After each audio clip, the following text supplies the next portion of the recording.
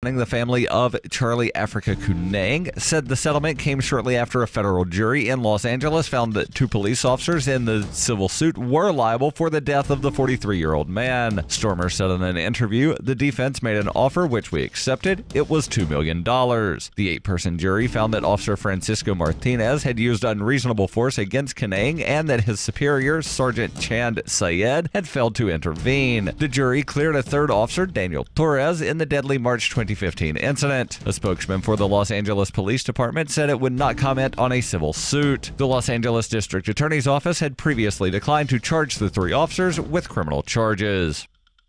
This has been FPP Radio News. Online at fppradio.com. Sources at the video streaming service Netflix reported today that they had sent local man Shane Fowler a personal message earlier just checking to see if everything was okay after the 31-year-old watched an entire season of the FX program Sons of Anarchy in a single viewing session. Well, we happened to notice that Shane had been sitting in front of his laptop and had burned through all 13 episodes of the first season of Sons of Anarchy. So we thought maybe we could send him a note and just sort of make sure he was doing all right, or if he needed someone to talk to or something. Netflix says the message, which Fowler received minutes after he finished viewing the season 1 finale of the motorcycle gang drama, was just a way for the company to see if there was anything they could do for their longtime subscriber. I mean, we do this stuff all the time. Just last year, Mike Ralston from Bartlesville, Oklahoma, watched all 4 seasons of The Tudors after his wife left him. We were there for him. We just like to check in on our customers from time to time. This is the Onion News Network.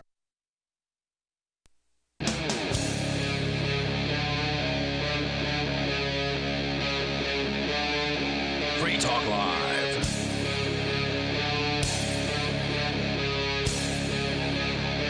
It is Free Talk Live, and you are free to call in and talk live here on the radio. If it's between 7p and 10p Eastern Time, any day of the year, you can call in and talk on Free Talk Live. It's Mark with you. Jonny Ray. And Chris. Oh, Daryl's gone tonight. I know. It's just not the same. Yeah, I don't have any clue what he's doing exactly. It's probably important. I think he's traveling for some libertarian thing. I don't know. That's a good bet. Yeah, or running for some reason. Right, he really likes to go different places and run, even though you can run right where you are, wherever that might be. Exactly. Speaking of doing things, Mark, last night I went to see the Cheshiremen. Have either of you guys ever seen them? No. The Cheshiremen are a men's choir from the region who do... How many men's choir? How many men are in this choir? I'm going to guess there were 40 people up there on stage. That's big. Wow. And they sing barbershop-style music. But 40 people. Yeah, well, it was they would have a piece by the whole ensemble, and then it was punctuated by groups of 4 that would come down and do just 4-man barbershop quartet stuff. And they were equally enjoyable, and I had a huge smile plastered on my face the whole time. It was absolutely uplifting. It was transcendent. It was like when I go to the movies, and I was telling you about Avengers Infinity War and how it was such bullcrap and it was so boring and such a disappointment. I go in for that experience, and I haven't gotten it at the cinema in a long time, but I got it last night from just a local guys who get together for fun to sing with each other. It was amazing. I love live shows, and I don't care what they are. It doesn't matter to me if they're doing a medley of show tunes. Mm-hmm. I don't care. I think it's great. And if you want to impress a young lady, So my mother took me to live theater the whole time I was growing up. Princess and the Pea, all the stuff that you'd take kids to, and then the players that she would want to go see too. And it wasn't expensive. This is community theater, the Sarasota Players, and they do a good show, and it's not much. And I can't remember what a ticket costs, but it's not going to break the bank by any stretch of the imagination. None of the actors or actresses are really even paid. Right. It's community theater. So I continued to go see these shows whenever I had the opportunity. And of course, I'd take a young lady, on a date, and sometimes it'd be even the first date. This is a knock it out of the park situation, and nobody knows it because they haven't had this experience before, in all likelihood. They've been taken a lot of different places, but they haven't been taken to see live theater. And I think it's a deal closer, in my opinion. That and Dudley Moore movies are good too. Yeah, I'll take your word on it. And what an upbringing you had, though. I mean, I remember my mother taking me to synagogues and different houses of worship and going to see George McGovern and Gerald Ford and any politician that came through, and I was just like, yeah, that didn't happen to me at all. Yeah, not my idea of a good time. Well, I'm going to join. I'm going to go over there. I'm going to go over there on Tuesday and bust a chord with those guys. Sweet. Yeah. Oh, well, I know. Cooper Travis, if you remember him, he was Yep. a Free Stater from way back. He was the Cheshire Man. Is that so? Yeah. I know, having watched you do a few rounds of karaoke, that you are more than capable. So they will be. Baby on board, how I've adored that sign on my car. Let's get on with the show. So I brought in this show prep, and I guess since I'm in charge, I'll go ahead and start with what I want to start with. The Committee for a Responsible Federal Budget is quoting Rand Paul. Now, this is not a new article, but the idea was new to me. Somehow this slipped by me, so you'll forgive me, ladies and gentlemen, if I bring up something that you may have heard of in the past. But I suspect if you had heard of it, you've forgotten it. It's a question mark headline. Would cutting the spending by 1% balance the budget in less than 5 years? During the November 10th Republican debate, remember this is back in 2015, Senator Rand Paul said that when discussing balanced budgets, I'm also in favor of a plan called the penny plan, where we'd cut just 1% across the board and the budget actually balances in less than 5 years. That sounds pretty doable, doesn't it? I mean, the idea that a federal agency would be able to handle a 1% cut annually. No. For less. Oh, God, no. I mean, cut. These people are working with nothing right now. They will tell you this repeatedly. They will tell you that all the time, yeah. They specifically bring it up when they fail. But many times they're spending their budgets at the end of the year on office furniture and throwing away perfectly good office furniture and things like that because they have to get back. They have to get back up to their number. They do, or they're going to lose it. They're not going to be able to budget the same number next year. So, well, they'll know what their number is next year. Oh. It'll be 1% less than it was. Here's your warning, budgeter out there.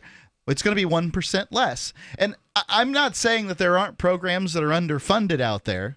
And maybe you could take an X-Acto knife to some of the programs at 2% and some at 1%. But I really, really, really believe that any government program out there can handle a 1% cut without too much trouble. And when I speak, it's with tongue firmly implanted in cheek. And I think that we could, hey, if it's going to be difficult, like, the people you're spending money on or whatever, cut the bureaucrats' paycheck. Because federal government employees are paid very, very well comparative to, six figures is the average number, I believe, because I've seen stories pass through. Maybe it's the median number. I'm not 100% on that, but that's recalling from memory. We're not talking about people who are working for some dinky little municipality here, right? And that includes benefits and things like that. And the government has some of the greatest benefits you could ever want as an employee.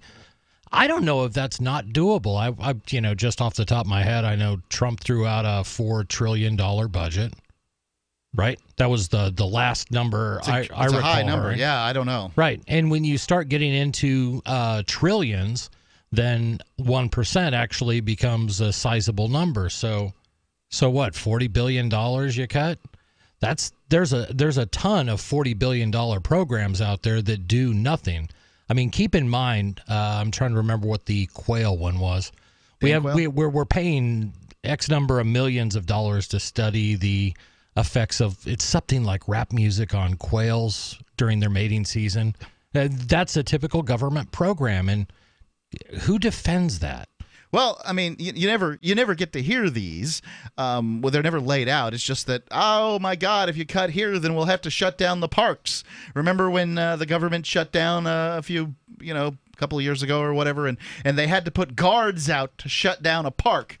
That I mean, the idea that you're pulling out fewer of these park rangers, and then you're putting guards up. Where'd you get the guards from if the government shut down? Hey, that did provide a week or two of entertainment for a lot of us. Indeed, it did. So going on here, he's talking about the penny plan. The math is largely similar to Ben Carson's plan. Remember, this was this was during the 2015. This is 2015 during the 2016 election, and it's similar to Ben Carson's plan that freezing spending for 3 years would balance the budget. That's another thing that you might be able to do, is just not increase spending. But I still believe that any government, any program out there can be cut, in government or whatever, and be made more lean by these cuts. They could still do the same stuff with less money with these cuts, because 1% is almost nothing. The plan Paul discusses, which we previously described here, would cut nominal dollar non-interest spending by 1% per year and would result in the budget being balanced in 2018 if it started next year. So we'd be right there if it had been started. Right. Since interest spending is projected to increase over time as the interest rates rise, the penny plan would basically result in a freeze in total spending between now and 2018. This is 2015 they're talking about. I'll go on with it, but I think this is a fascinating idea, and it doesn't seem like something that couldn't be done. What are your thoughts? 855-450-3733. It's 855-450-FREE. I mean, sure, the government doesn't want to cut spending, and sure, it's unlikely that they would, but doesn't it seem like they could? 855-450-FREE. Free Talk Live. What is it costing you in vet bills for that convenience of just pulling open a bag of Formulated, extruded, processed cereal bits that cost a ton of money anyways? how do you feed your dog to derive not only energy, but a good coat, bright eyes, and a great attitude? Come to Dynovite for help. DINOVITE.com.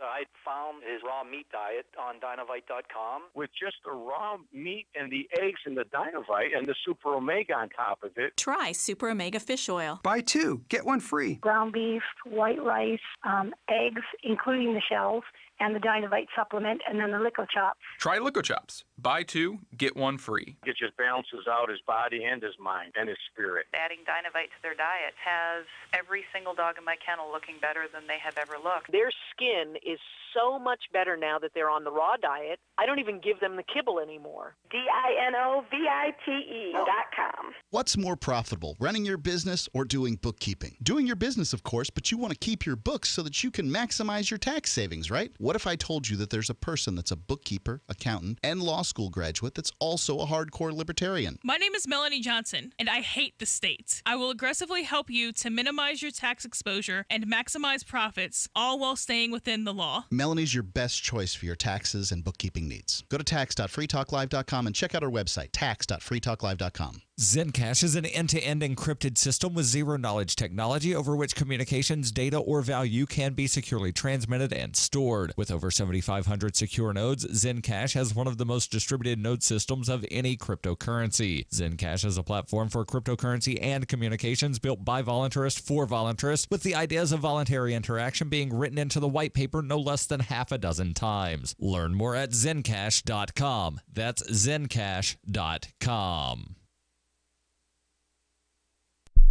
The Free State Project has reached its goal of 20,000 liberty lovers who've pledged to move to New Hampshire and get active to achieve liberty in our lifetime.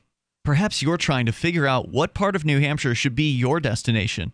If so, consider Keene. You'll find more than 150 reasons to move to Keene at move.freekeene.com. Keene is famous for its historic, publicity-generating activism, as well as being the liberty media capital of the world. It's home to freekeene.com, New Hampshire's destination for liberty activism, news, and opinion. For years, we've been compiling over 150 reasons to move to Keene at move.freekeene.com, where you'll learn about some of what's happening here and what makes Keene a great place to live. If you love liberty, you'll probably enjoy anywhere you end up in the Shire. But do your due diligence first. Please visit move.freekeene.com for the full list of over 150 reasons to move to Keene. That's move.freekeene.com. LRN.FM is proud to announce our official listening apps for Android and iOS devices. Now you can easily tune into our streams anywhere, anytime on your smartphone or tablet. Just visit apps.lrn.fm or search for lrn.fm in the Android or Apple app stores. Please download, rate us 5 stars, then share the link on your social media and let your friends and family know how you're listening to LRN.FM. Download it now, free at apps.lrn.fm. What do you shop for that you could otherwise buy at Amazon? Pretty much everything, right?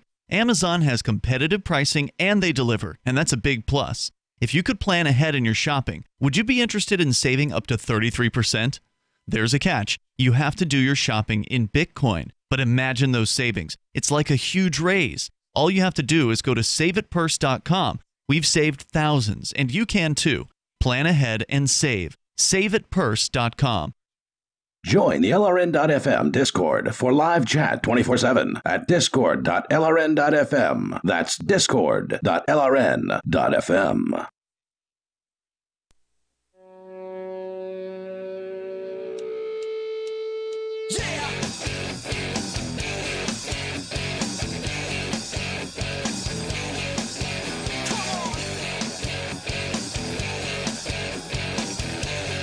Free Talk Live.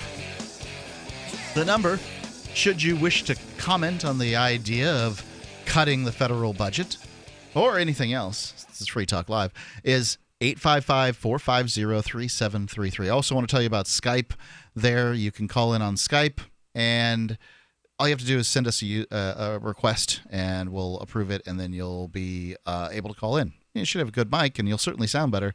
Probably the worst circumstances, you'll sound better on Skype than you will on a telephone because, well, there's just more packets. Oh, let's go to the phones. Talk to Joe in Michigan. Oh, first, I want to tell you about Save It Purse.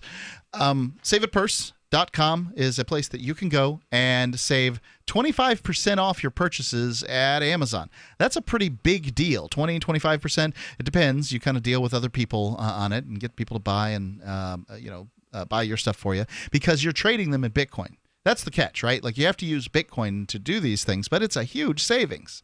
So they ask you, what can you buy with Bitcoin? You can go to saveatpurse.com and buy anything that it's for sale at Amazon. That's the answer, and it's a pretty good answer. Saveatpurse.com. Joe, you're on Free Talk Live. What's on your mind? Hi, just afraid for you guys suggesting that government bureaucrats could take 1% less and pay your benefits. I thought they probably already have picket lines set up in front of your building there. I don't think they know where we are. The great state of Michigan, and I think this might have been 2 governors ago, but I may be wrong, when they had to have a budget shutdown, the only place they could find to save money was taking state troopers off the road. Oh, yeah, that's the only place. That's a classic. Right. I'm surprised they didn't have to take firemen, give firemen, Molotov cocktails and throw them at houses. I mean, sorry, people, we have to cut the budget. And that is a common tactic. Go ahead. I'm sorry.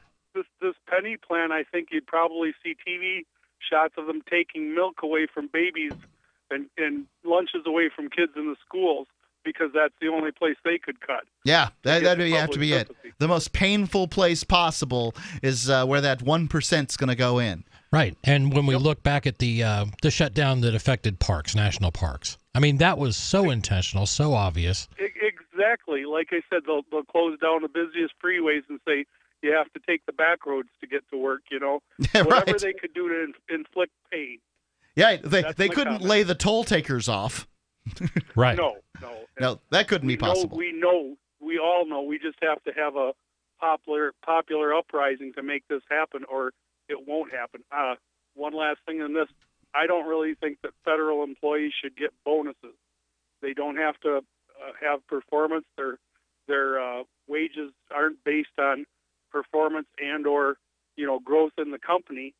So I just never understood why federal employees that can't get fired would ever get bonuses. They deserve a living wage and benefits, but they've got better than anybody else in the working sector.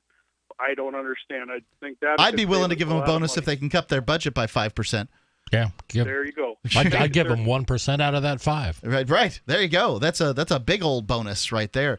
What do you think's going to happen, Joe, with this? At this point, what are we at? $21 trillion the federal government is in debt, and I know that it was $4 trillion when Bush got in. It was $8 trillion when Obama got in. It was $16 trillion when Trump got in, I believe. And it's very likely going to be, I guess, $32 trillion when I think it was like 5, 10, and 20. But anyway, go ahead. I firmly believe if we don't start voting in people that promise to lower taxes, lower their budgets. I thought we got that with Trump, that was his plan, and I'm very disappointed.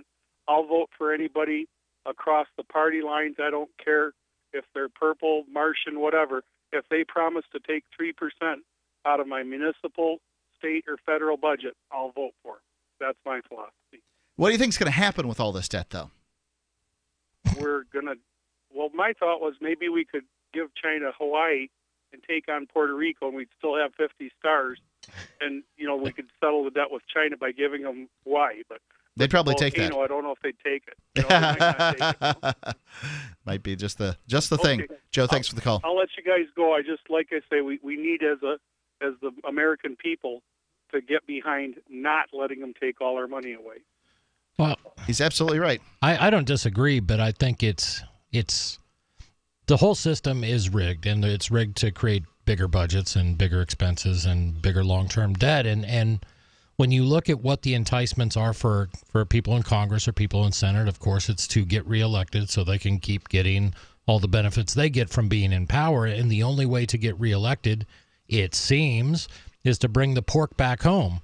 So while you've probably got most of Congress saying, yeah, we really got to do something about government spending, but I still need money for that wastewater processing plant in my state, and I really need Boeing to, expand into North Carolina, and we need those jobs down here. So we talk out of both sides of our mouth.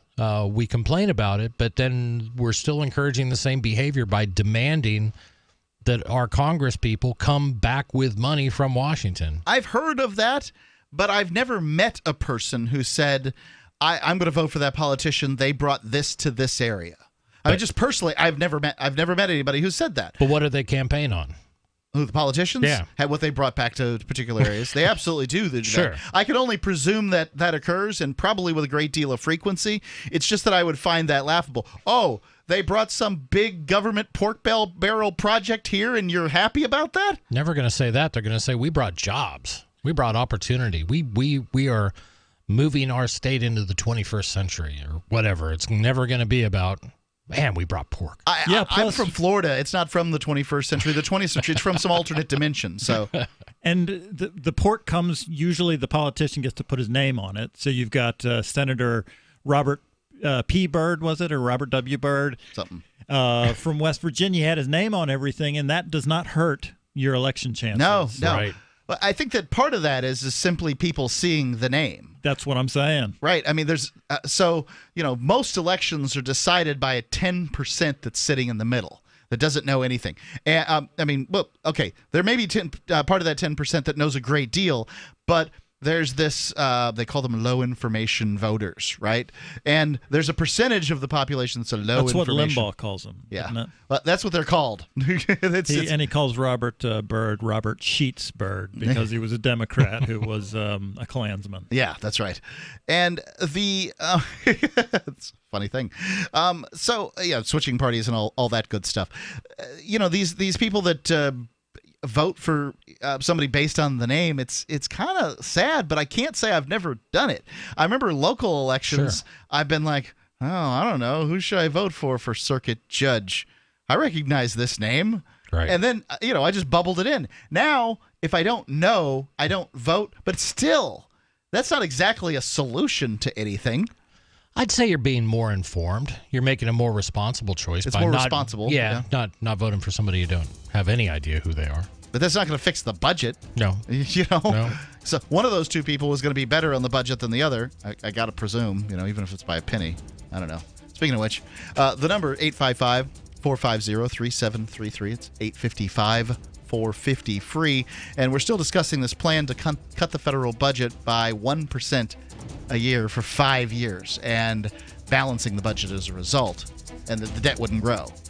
And what would happen? Hunters, anglers, campers, and survivalists. Get back to nature. Expand your horizons with the highest quality, most versatile, unique slingshots and sling bows on the market at slingbow.com. Sling bow products are compact and models start from just $17.98. They're perfect for your bug out bag or storing in your vehicle. Give yourself and your loved ones the excitement and tradition of sling bow. A new frontier in archery and truly modern twist on this primitive survival tool. Feel the thrill only at slingbow.com.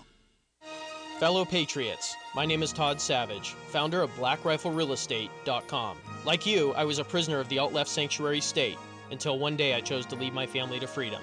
Today we live on a sustainable 20-acre homestead where we shoot, hunt, garden, and homeschool our children without the tyranny of the nanny state looking over us. If you're ready to flee the city to the freedom of Idaho or Montana, our Black Rifle Real Estate team is here to help. Go to BlackRifleRealEstate.com. That's BlackRifleRealEstate.com.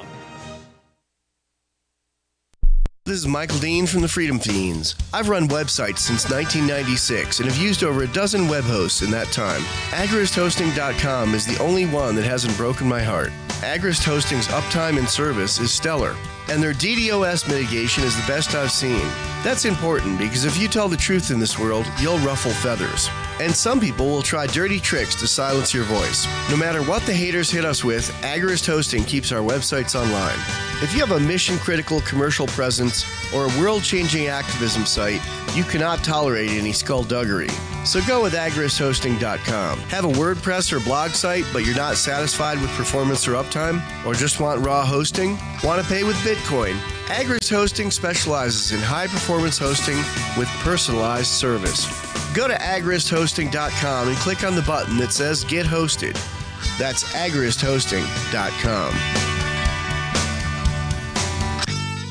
Looking for a great real estate investment? Consider New Hampshire, which is ground zero for the Liberty Movement. Your first call should be to Mark Worden from Porcupine Real Estate. He's more than just a real estate agent. He's your New Hampshire concierge. Where are the best places to live? Do you want farm, city, the burbs, or forest? Do you want a duplex or multifamily building so that renters pay your mortgage? There are homes in all price ranges in New Hampshire, and Mark can help with financing too. Invest in liberty and property. Mark Worden can help. PorcupineRealEstate.com. There are lots of ways to listen to Free Talk Live. Our podcast has been around since podcasts began, and now the FTL feed is loaded with content besides our full show archives. Did you know that we make it easy for you to customize your podcast subscriptions? We have different feeds, one that includes only our full shows, one with just the Daily Digest, and one with just the Edgington Post. You decide what you listen to. It's quick and easy to customize your feeds at feeds.freetalklive.com. That's feeds.freetalklive.com.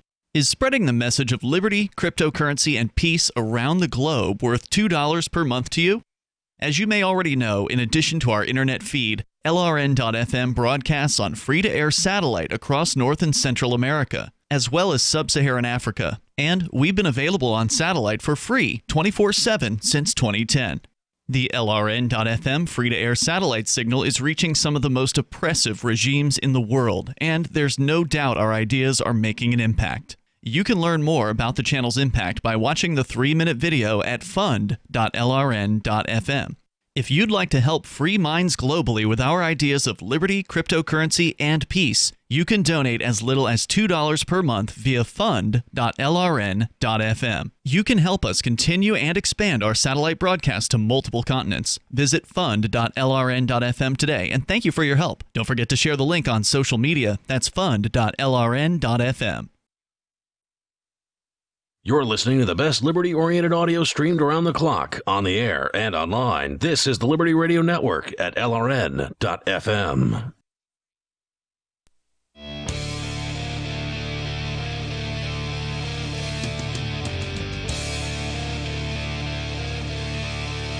It's Free Talk Live, and you can call in and, well, talk about whatever you want to talk about here on this live Sunday edition. It's Mark with you. Jonny Ray. And Chris. And we're discussing this plan. It's called the penny plan, where they would freeze the budget. Well, not freeze it. They'd cut the budget by 1% every year for 5 years, or up 1% every year, and then in 5 years it would be balanced. And it seems like something that any department can handle.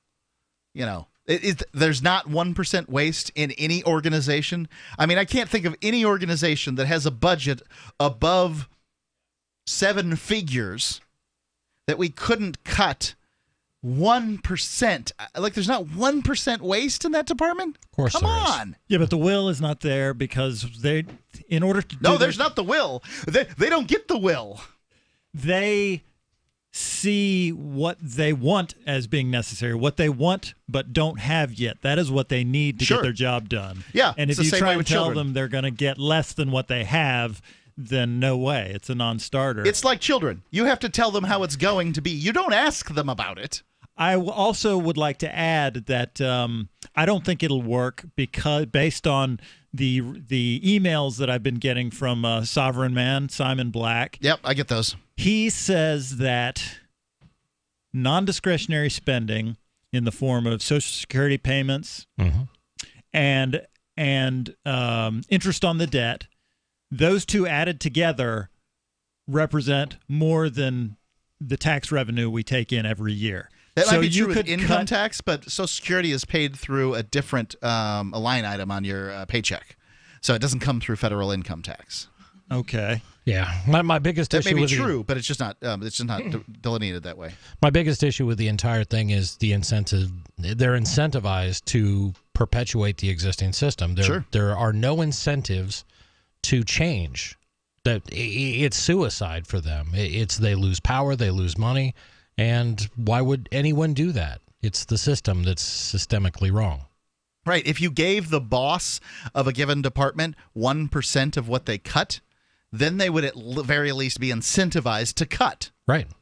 But and see what they could, get done. Now, obviously, since there's no competition, then they would just keep cutting and not doing anything because, well, there's no one to compete and show that they can do the job better. I'll second that. Was that a motion? Yeah. The problem is that they're a monopoly. Right. But anyway, here, I want to tell you about Zencash. Good technology is good, but the philosophy behind the tech is important. And Zencash is made by voluntarists with the ideas of voluntary interaction being embedded in their white paper. With no central authority or single point of failure, Zencash is more resilient than a traditional corporation. Everyone has an equal opportunity to participate in decision-making, which empowers stakeholders and makes Zencash less susceptible to third-party influence. And Zencash allows for secure, private transactions. Learn more at zencash.com. I think this is great currency, and I'm keeping an eye on it. I believe it's well priced right now. Zencash.com. Going on with the article here from Committee for a Responsible Federal Budget. I hate terms like responsible. What do you mean by responsible? Yeah. And remember, this article was written in 2015. It was about the 2016 election. I just want to talk about this penny plan, so this is the best article I could find. As with Ben Carson's claim that freezing spending for 3 years would balance the budget, cutting non-interest spending by 1% per year is not as simple as it sounds. Oh, we're responsible. We just can't do this. Since many programs naturally grow over time in nominal dollars due to inflation, healthcare costs grow. Population. By the way, why does healthcare costs grow? Why? Because it's subsidized. That's exactly right. All kinds of other things go down over time. Not things that the government is heavily involved in. Those things tend to increase. Things in the private market tend to drop. Indeed. Healthcare costs grow, population grows, other factors. In 5 years, I mean, we couldn't tighten the belt for 5 years. Americans took a big hit in 2008, and they've managed to sort of claw their way out of it by now. And the economy is a lot better. The federal government just can't do it, though. No, they couldn't do that. Well, there's always a reason, I mean, with Trump, we do face this crisis on our borders, so we've got to increase spending. Which crisis are we talking about? Oh, the influx of people who are simultaneously going to too lazy to work and take welfare while also taking your jobs. Immigration is illegal immigration into this country has diminished over the last decade. Well, no, that's just details, Mark. Can't we handle a 1% cut in the Border Patrol agencies out there? I mean, of course you could. I don't know. I mean, could you not cut military spending by 1%? No, because oh my God, the Border Patrol can just raise the costs of their human trafficking operations. Exactly, great point. Yeah, right. But yeah, no, we have to deal with North Korea, so of course we need more money. I mean, that guy's not going away. Yeah, he is. You could beat Dang him it. with apparently then with there's Twitter. There's Putin then. Yeah. We got to worry about him now. Let's go to Dana calling in from Grand Rapids. Dana, you're on Free Talk Live. Hi, guys. So not only do I support the penny plan, but another thing that needs to be abolished immediately, and I hope Trump does it, although it wasn't talked about on the campaign, was baseline budgeting. And for people who are listening who don't know what that is, all it is just say, I'm going to do an arbitrary figure. Say they spend $1 million a year in the budget. And even if they don't spend all of that money at the end of their fiscal year, they still raise it for the following year 8 to 10%. Right. So basically, whether you need it or not, you're going to get it. So it encourages waste to hurry up and spend all that money so you can justify that original $1 million plus the additional 8 to 10%. Right. It's out of control. I spend under what I make. I don't spend more than what I make, and I don't get an 8 to 10% increase every year. So I agree with you guys. Penny plan plus baseline budgeting needs to go, but penny plan needs to be implemented. That's great. How do we? What are the steps we take to get these people to implement this, Dana? I think this is what I think. It isn't that these people are stupid, and I don't mean book knowledge. Most of our politicians for a long, long time on both sides of the aisle and everything in between are not just professional politicians, but they're lawyers. So these guys are, although there's a lot of stupid and crooked lawyers, they're not really, they get this, what happened with Trump. So what we need to do is keep putting in some of the most fiscally conservative people, because until they're punished out of office, that's what we need to do. They were scared when Trump was elected. They have spent all of their energy fighting him and showing anyone in the future, don't you dare try to right this country and be fiscally responsible, because we will go after you legally. That isn't just to get him out now, but it's in the future. But to answer your question, if we just need to keep voting like we're voting, get these politicians out. And it seems like every 8 years, it seems like the American people want to give the president 8 years to do their thing, and then they'll vote in the other party. Pretty much all along, that's what's happened most of my life. There's a couple of deviations, but not much. Well, I'll toss out something. You punish one party, punishes the other party for things they don't like. But I'm telling you, you can't argue with facts. So when I call you guys or when I talk to anybody, I've been interviewed on shows, on national programs, and I'm telling you, don't argue with feelings like the left does. They're very emotional people. You argue with facts, and I'm telling you, we're at 3.9% unemployment. We got. Yeah, it couldn't get any. The unemployment couldn't get any better. At this point, people are trying to draw in trained monkeys and people's really smart German shepherds at this point to do the job. Thank you for the call, Dana. The number's 855-450-3733. It's 855-450-FREE. Free Talk Live. Does your dog itch, scratch, stink, or shed like crazy? Come to Dynavite for help. Order a 90-day supply of Dynavite. Pick up 2 bottles of Lico Chops, get the 3rd bottle free. New improved Lico Chops with omega-6, omega-3, vitamin E, and now 6 extra direct-fed microbials. Even better for the digestive tract and immune system. And dogs love it. Try Lico Chops. Buy 2, get 1 free. This is Henry Lukasevic for Dynavite. DINOVITE.com. Good technology is good, but the philosophy behind the tech is important. And Zencash was made by voluntarists with the ideas of voluntary interaction being embedded into the white paper. With no central authority or single point of failure, Zencash is more resilient than a traditional corporation. Everyone has an equal opportunity to participate in decision-making, which empowers stakeholders and makes Zencash less susceptible to third-party influence. And Zencash allows for secure private transactions. Learn more at zencash.com. It's about time something new came along for better selling and buying online. And I found it. What now, Marge? It's buysellmakeoffer.com. Never heard of it. It's a brand new company. That's why you've never heard of it. It's the newest and best way to sell any products online. I did all the research. Sell my car? Yes. Our home? Yep. My golf bag? Your golf clubs. All of them. How about your purse collection hoard? Hey, now. You said any product. You're right. I did. We get 30 days free. Really? Packages starting from only $9.95. And buysellmakeoffer.com will never charge item fees, ever. Never. And this is cool. Listen to this. You can even use Skype or video to show your items. That's cool. Yes. All we have to do is go to the website, sign up, and then load our stuff to sell. I love this site. Buysellmakeoffer.com. Buysellmakeoffer.com. You got it? Buysellmakeoffer.com. Buysellmakeoffer.com. Better selling, better buying.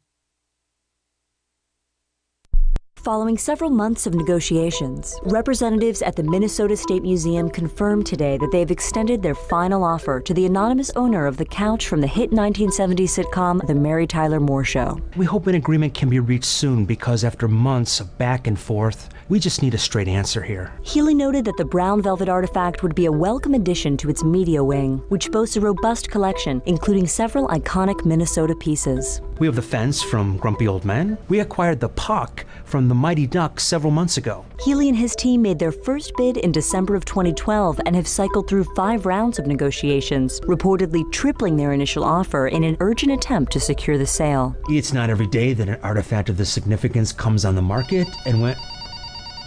Oh my God, it's him. It's him, okay?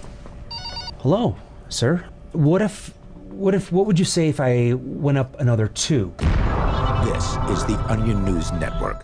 LRN.FM now has a Discord. Discord is a free text and voice chat platform, and we now have our own server with a bunch of channels at discord.lrn.fm. You can join other listeners as they chat about various things during our live shows, or anytime, day or night. Discord software is available cross-platform, so you can have it on whatever device you want and take your chats anywhere. Join our Discord at discord.lrn.fm. That's discord.lrn.fm. Are you tired of governments murdering people around the world? Stop using their money. There is an alternative. Bitcoin is a stateless, free market, non-political currency. Bitcoin cannot be inflated or controlled by any government. By using their money, you're helping the state. Stop doing it. You have an incredible alternative available now. Learn it, use it, spread it. Get started with Bitcoin at bitcoin.com. That's bitcoin.com. Do you love Twitter? Make sure you favorite the LRN.FM Twitter account so you can receive our tweets at twitter.lrn.fm. That's twitter.lrn.fm.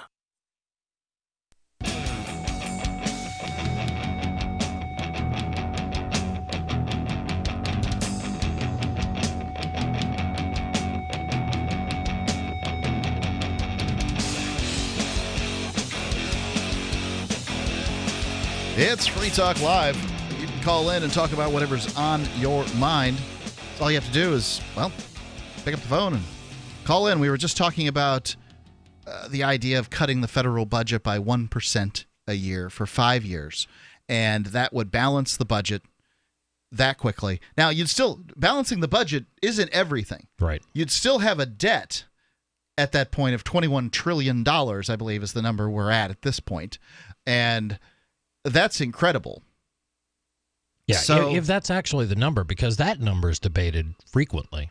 Like, is it really that? Or I've heard people say it's actually closer to $40 trillion once you take into consideration all the unfunded mandates that, are just piling up, and we know we're going to have to pay them for eternity.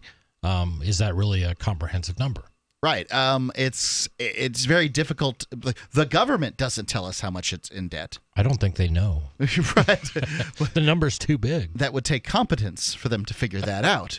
So the number we get is, put together by private organizations. It's kind of agreed upon, kind of like noon, Well, I think it's about noon. I don't know. Going outside and looking, they don't know.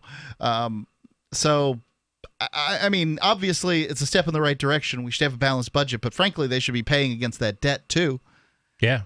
And I think the idea that your country is going to survive this kind of debt is ludicrous. Yeah, and you're limited in what your alternatives are. I mean, when you're faced with insurmountable debt, and people have found themselves in this position, there is no easy bankruptcy for a sovereignty other than to just say, we're done. We're not paying anybody back. Yeah, well, I think that's what's going to happen. Yeah, I don't think these 1% graduated solutions are going to be implemented, and if they are, I don't think they're going to be adhered to. No. And what's going to end up happening is some kind of just collapse. The U.S. is going to repudiate its debts, or they're going to stage a coup to attack themselves and prop up a different government in their place and issue new money, something like that. But do they need to do that when you have the 10x spending in military power? This is where it takes a real megalomaniac to make that conversion. But just to say, nah, I'm not paying anybody back. We're done. We're resetting everything. We don't owe anybody anything. If anybody has a problem with us, see us on the battlefield. Yeah, I think they could do that. Yeah, it's like dealing with a belligerent drunk guy with a gun. Right. I mean, ultimately, and that's what these politicians act like. They have no responsibility. But I think what's going to precipitate it is a collapse of the dollar. Mm-hmm. The confidence in the dollar is just going to evaporate, and that is the U.S. dollar is their biggest weapon. The argument against that, not that I don't agree with you, but the argument against that is, where is that confidence going to go? That the confidence, there has to be confidence in some currency somewhere. Is it going to be Zen Cash? Well, hopefully, but I'm not putting my money on it. Could it be Bitcoin? It could, but I mean, Bitcoin's still itty bitty teeny tiny compared to really anything else. At this point, gold and silver aren't being used as currency anywhere in the world. It doesn't need to go into any one thing. It could simply be diffused into the euro, gold, silver, Bitcoin Cash, my favorite, Zen Cash, and so forth.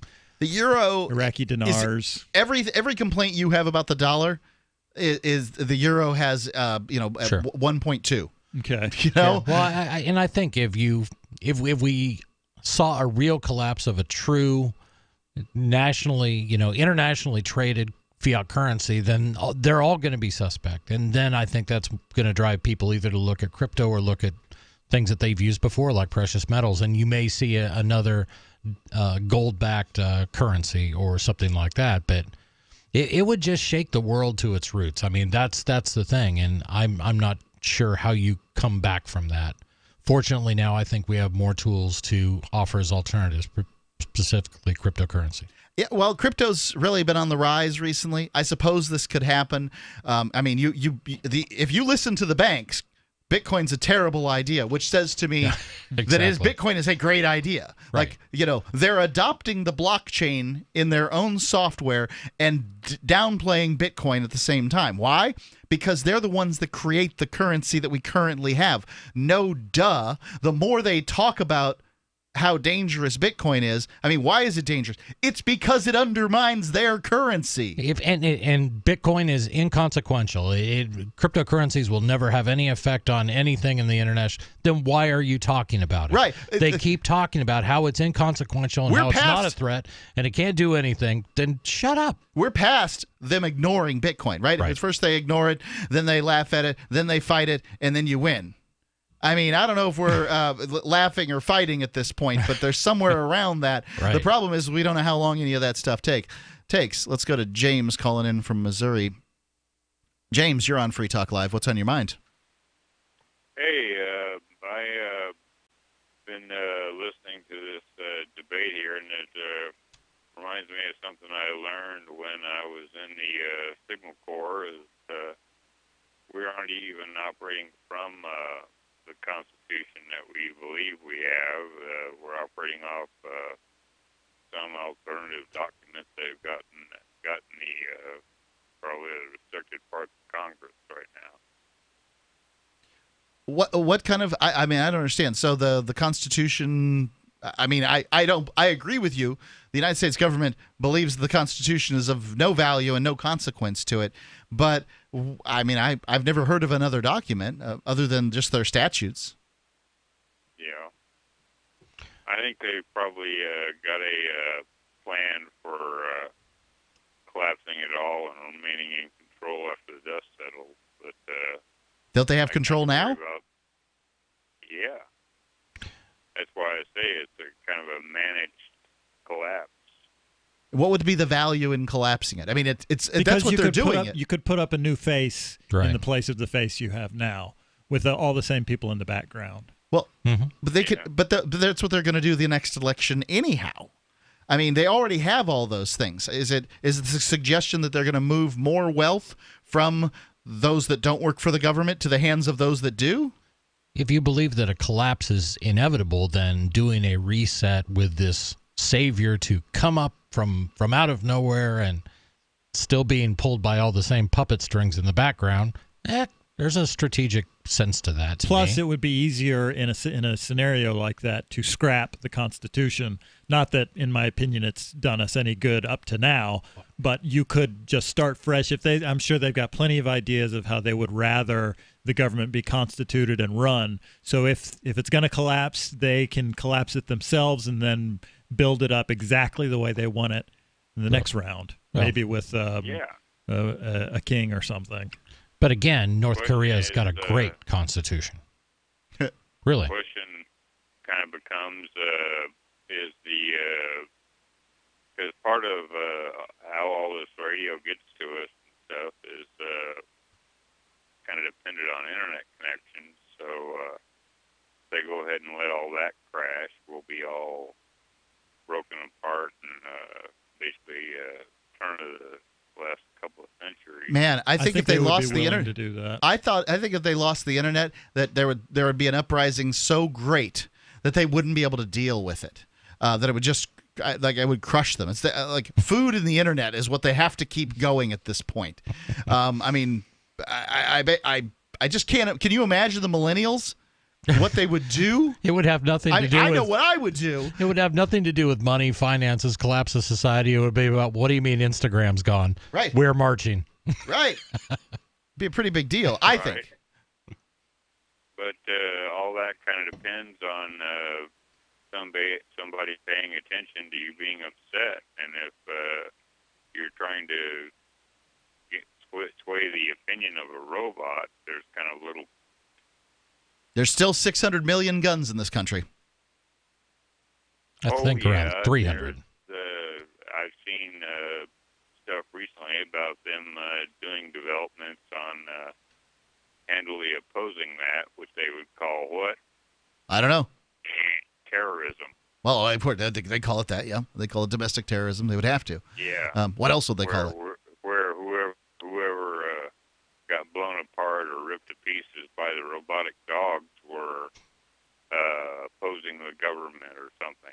If the evening news even survives to see that.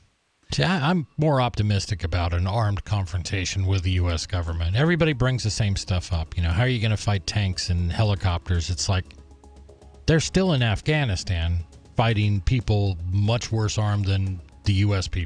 citizens are. Really? Yeah, took them 15 years on that. Thanks for the call, James. Appreciate it. The number's 855-450-3733. It's 855-450-FREE here on Free Talk Live.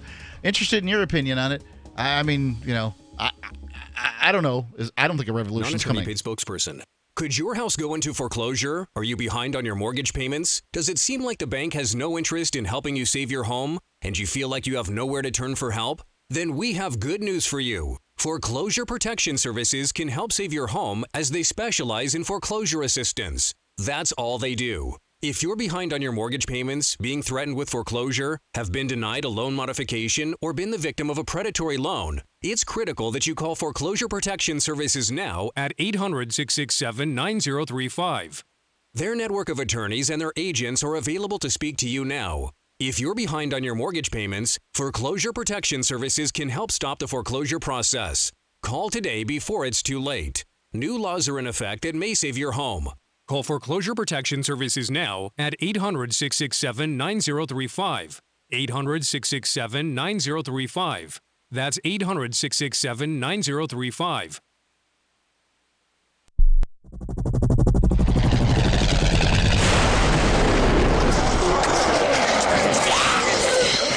In Survivor Max 2, School Bites, Max must scavenge through a wasteland swarming with the undead. Desperate to find the medicine he needs, he discovers a community of survivors at his former school. Has he finally found the safe haven he's been looking for, or will he discover that school bites?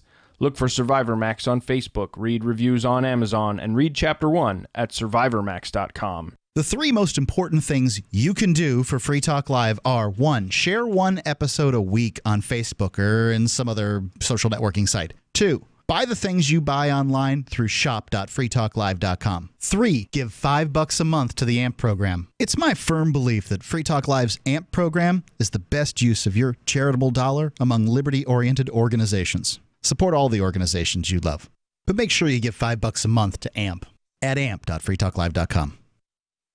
You're listening to the live edition of Free Talk Live. Hour number 2 is next after the news here on the Liberty Radio Network at LRN.FM. From Keene in the Shire, the Liberty Media capital of the world, this is Daryl W. Perry, host of FPP Radio News for the weekend of May 11th through the 13th, 2018. Silver is trading at $16.80 per ounce. Gold is valued at $1,325 per ounce. Zencash is trading at $31, and the average price of Bitcoin is $8,580.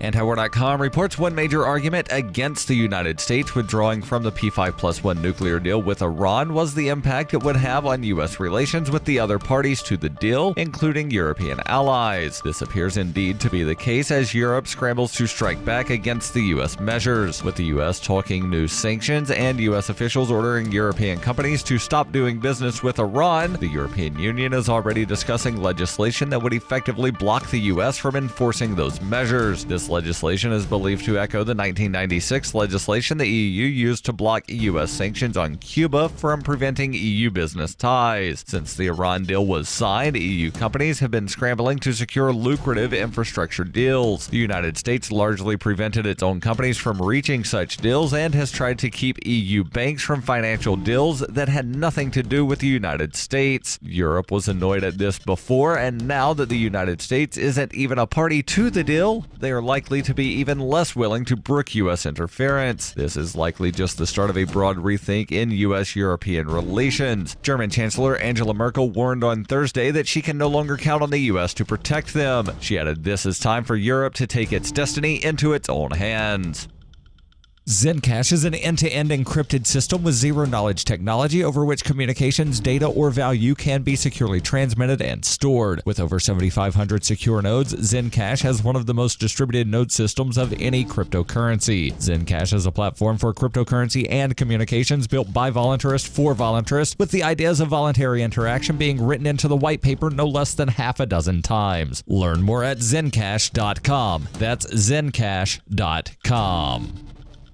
UPI reports the Hawaii Volcanoes National Park will close on Friday because of potential steam and ashfall from the summit of Kilauea volcano. The National Park Service said in a statement, due to the possibility of a steam-induced explosion at the summit of Kilauea due to the receding lava lake, an ensuing ashfall event, plus southerly wind patterns forecasted for Friday, the majority of the park will be closed Friday until further notice. We will reopen when it is safe to do so. Most of the park will be closed except for the Kahuku unit, which will be open for normal hours. The temporary closure of the Hawaii's Volcano National Park comes after the Kilauea volcano has been releasing toxic steam and lava for several days, causing widespread damage in the area. While Kilauea is normally an active volcano, the recent increase in activity has some experts predicting a large explosion soon. Hawaii Volcanoes Observatory scientist-in-chief Christina Neal told the Honolulu Star-Advertiser that scientists believe a small earthquake near the summit of Kilauea caused a large rock fall into the crater, which led to an explosion near the surface of the lava lake. Neal said, "I think it's our best estimation that this is the first of perhaps more events like this to come."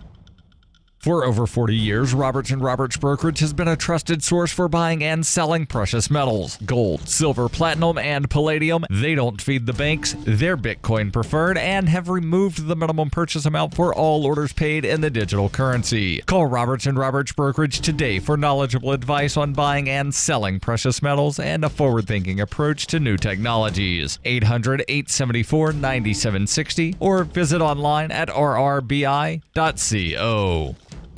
Reuters reports the city of Los Angeles agreed on Thursday to pay $2 million to settle a civil lawsuit over the fatal police shooting of a homeless man in 2015 that went viral in an online video and fueled a U.S. debate on police tactics, according to a lawyer for the man's family. Dan Stormer, a lawyer representing the family of Charlie Africa Kunang, said the settlement came shortly after a federal jury in Los Angeles found that 2 police officers in the civil suit were liable for the death of the 43-year-old man. Stormer said in an interview, the defense made an offer which we accepted. It was $2 million. The 8-person jury found that Officer Francisco Martinez had used unreasonable force against Kanang and that his superior, Sergeant Chand Syed, had failed to intervene. The jury cleared a third officer, Daniel Torres, in the deadly March 2015 incident. A spokesman for the Los Angeles Police Department said it would not comment on a civil suit. The Los Angeles District Attorney's Office had previously declined to charge the 3 officers with criminal charges. This has been FPP Radio News. Online at fppradio.com. This is the Onion Week in Review. A month after the death of leader Kim Jong-il, North Korea's 24.5 million citizens have returned to their regular daily routines this week, holding a festive synchronized disco jump rope gala in Pyongyang's main public square. Life in the hermetic communist nation is reportedly beginning to normalize following the protracted mourning period, with citizens once again donning their brightly colored uniforms and performing intricate gymnastics routines in perfect unison. It is an inspiring sight to see so many loyal citizens find the strength to unfurl their long silken streamers and do dozens of tandem backflips set to dance music. Observers reported that new North Korean leader Kim Jong-un nodded once in approval of the disco jump rope gala, signaling an official transfer of power. A recent study from the Centers for Disease Control finds that over 100 million children are being exposed to harmful levels of stupidity in their own homes. Hear the debate about secondhand ignorance on the next In the Know. This is the Onion News Network.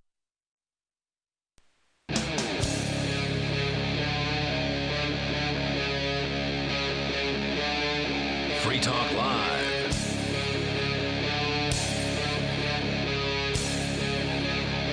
It is Free Talk Live, and you are free to call in and talk live on this Sunday edition of Free Talk Live with Mark, Jonny Ray, and Chris. If it is between 7 p.m. and 10 p.m. Eastern Time, wherever you are in the world, you can listen to Free Talk Live.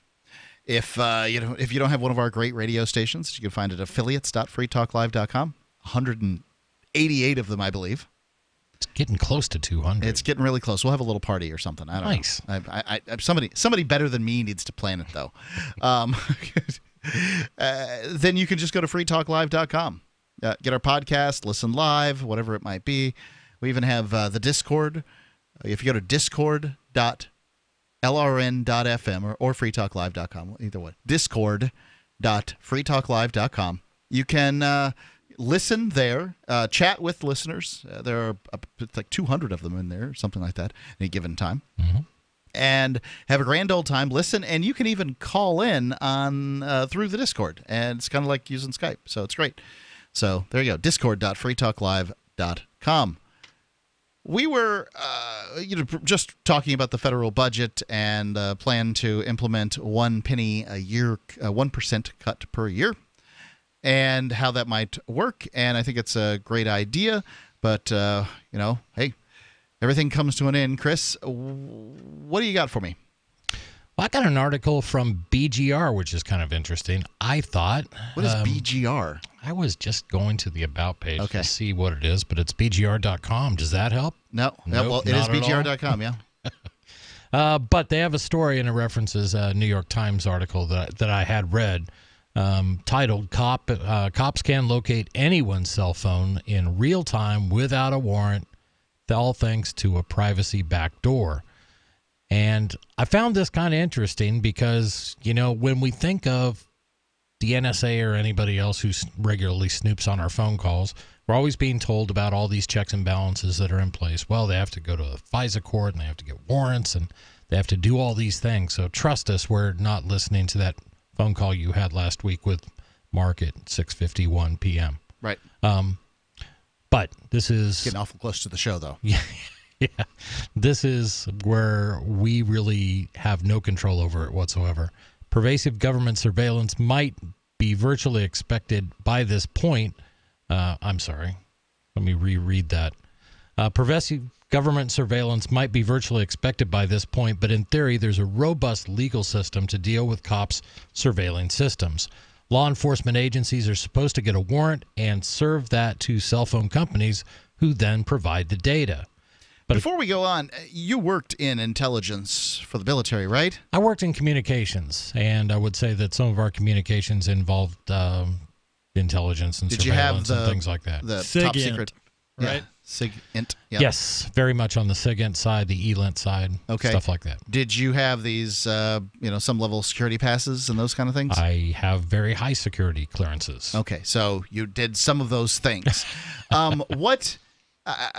Were you ever asked to spy on Americans? No, and my job was to spy on people. Exactly. Well, my job was to make sure communications from point A made it to point B and back and forth. So that was the extent of that. I see. But some of the client agencies we certainly had were certainly involved in that, and I was stationed in Fort Detrick, Maryland, not far from Fort Meade, Maryland. Yeah. Not far from the D.C. area, not far from Fort Belvoir, and anybody who sounds like a lot of top secret stuff would pass right through there. Could have been, who knows? But hey, it was all encrypted, right? What do I know? Until I'm 98 years or dead, and that's when my security clearances expire. There you go. But according to a New York Times report, a company that primarily deals with prison phone systems has leveraged data sharing service offered by phone carriers to allow cops to track any cell phone number with no legal checks in place to stop it from being abused. According to the report, a former sheriff in Mississippi County, Missouri, used a service called Securus to surveil targets' cell phones, including a judge and other police officers. There you go. All right. This is it, ladies and gentlemen. They did exactly what I always... Look, I don't particularly care if you've got a mistress. Your wife does, but I don't. Right. Whatever the government's looking at in my emails to customers who are buying and selling radio ads, or my evangelism for cryptocurrency, or my wife trading recipes, the emails that are going in and out of my house, not particularly important. But there are emails and there are cell phone calls that are important to people in power. Right. So let me ask you, if you could compromise, catch a major politician, a captain of industry, a judge in some really unpleasant situation. And look, men in power are known for being in unpleasant situations. Sure. I don't know if it's, what's the claim with Trump with hookers, right? And there's claims about politicians and kids and all kinds of things that are out there. Somebody catches one of these people in a compromising position, and I'm just going to go ahead and say that more than half of them have some skeleton in the closet. Sure. Because there are so few people that don't. That... well, what happens? What happens when somebody catches one of these people in that situation? It doesn't matter if you catch me. Right. It doesn't matter. It's inconsequential, completely. Right. Right. I mean, you catch me in some compromising situation. You make a compromising situation up. Right. And then present it to me, and it's believable enough that it destroys my marriage or whatever. Right. Fine. But if you take down a senator. Senators, judges, right. Captains of industry. Absolutely. These people with influential government contacts and contracts. Mm-hmm. Yeah, that's why I'm scared of those in politics, those in the government being able to get into your private stuff, is because they'll compromise their enemies. Oh, of course. And then they control everything. Well, more so than they do now. According to the report, I read that. But in this case... And this is about a company called Securus. And if anybody's ever visited anybody in jail, you've likely used a Securus system. Securus is that system that you can dial in through frequently, and even here in Cheshire County, New Hampshire, it's the video system that is used to contact inmates. Yeah, I've talked to Ian on that thing. There you go. Securus used a data system that cell phone companies typically offer to marketers who want to micro-target consumers based on data, including their location. But in this case, Securus tapped into the system and offers its subscribers virtually uncontrolled access to nationwide location tracking. The New York Times claims that Securus, primarily known for its prison phone services, offers location tracking to its law enforcement and prison clients as an additional service. The company cited examples like helping a drug rehab center find a patient who left as a reason for having the system. However, it doesn't vet requests to ensure that the warrant... A drug rehab center patient that left. All right. Right. Now, I don't know whether this person's an court-ordered escapee or just somebody who decided that they wanted to leave. Well, that's sort of irrelevant because it continues. However, it does not vet requests to ensure that a warrant or legal instrument has even been issued for the tracking. Instead, it makes the user tick a box saying that the tracking is all above board. Yeah. So as long as you click the little check mark, I agree that this is all legit, that's it. That's the only check and balance. Securus is neither a judge nor a district attorney, and the responsibility of ensuring the legal adequacy of supporting documentation lies with our law enforcement customers and their counsel, a Securus spokesman said in a statement to the New York Times. Securus offers services only to law enforcement and corrections facilities, and not all officials at a given location have access to the system. If those people can get in, then hackers can get in. Absolutely. I mean, come on, ladies and gentlemen. Yeah. Am I that stupid that I don't believe that some pimply-faced 16-year-old sitting in his mom's basement can't hack in and get into this stuff? Of course. And I find it interesting that as complex as certain parts of the government have made it, here's a wide-open actual system that sits in place in everywhere in the United States that anybody could just click a mark and say, track them. 855-450-3733. That's 855-450-FREE here on Free Talk Live.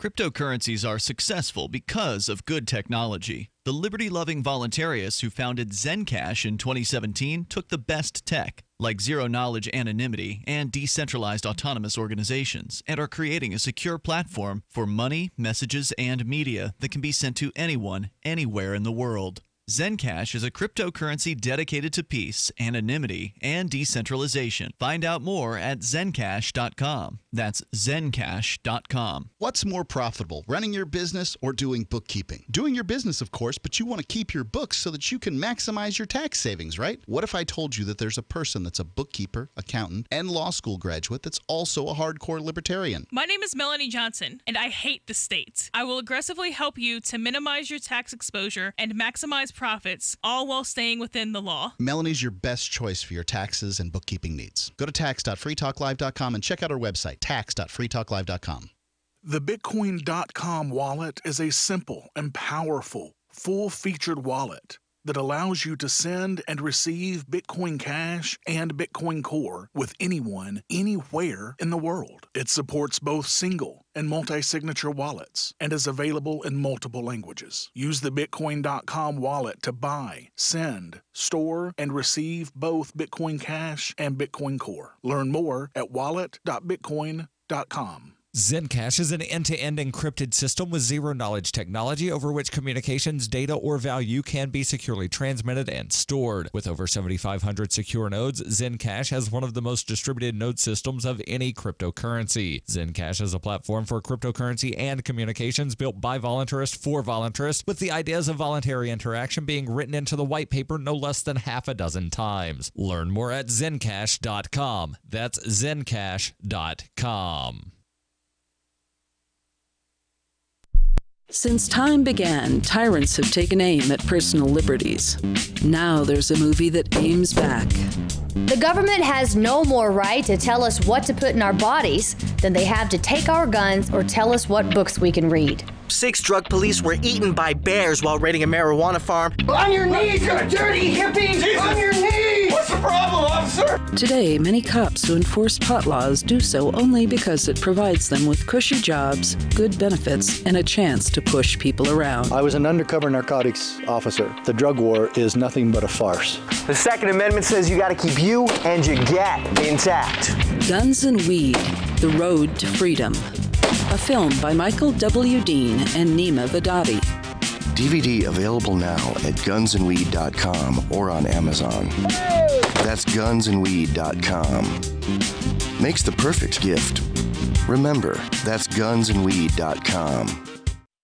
Did you know you can watch Free Talk Live during our live show 7 days a week from 7 to 10 p.m. Eastern via our studio cams at cam.freetalklive.com? Plus, you can chat with other listeners while you watch, all totally free. Now that our live video stream is hosted by YouTube, our video archives will be online even faster, so be sure to subscribe to our YouTube channel.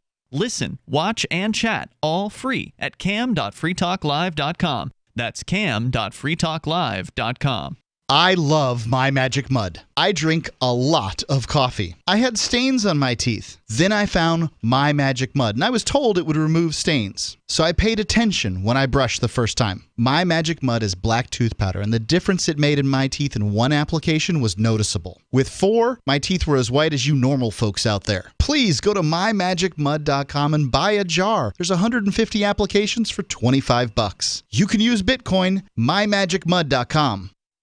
You can put the Liberty Radio Network on the air in your area. Visit broadcast.lrn.fm to learn how. Broadcast.lrn.fm.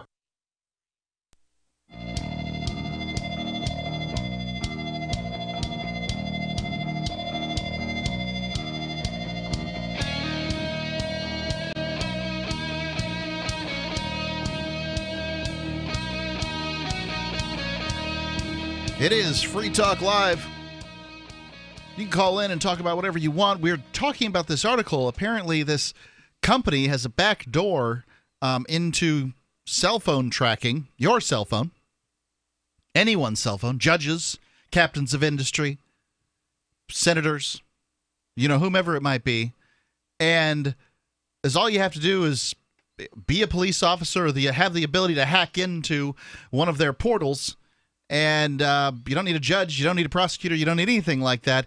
Right. And you can find out within seconds where somebody is. Is that right? Exact locations. Yep. Within 20, 30 feet. They give some examples, and it's frightening to say the least. If this bothers you, you might be a libertarian. And we have created a website called liberty.menu, which is intended to help you find businesses run by other libertarians, events for libertarians, organizations for libertarians. All you have to do is go to liberty.menu. It's exclusively for individuals who reject the initiation of force and those that agree to abide by the ethics of the non-aggression principle.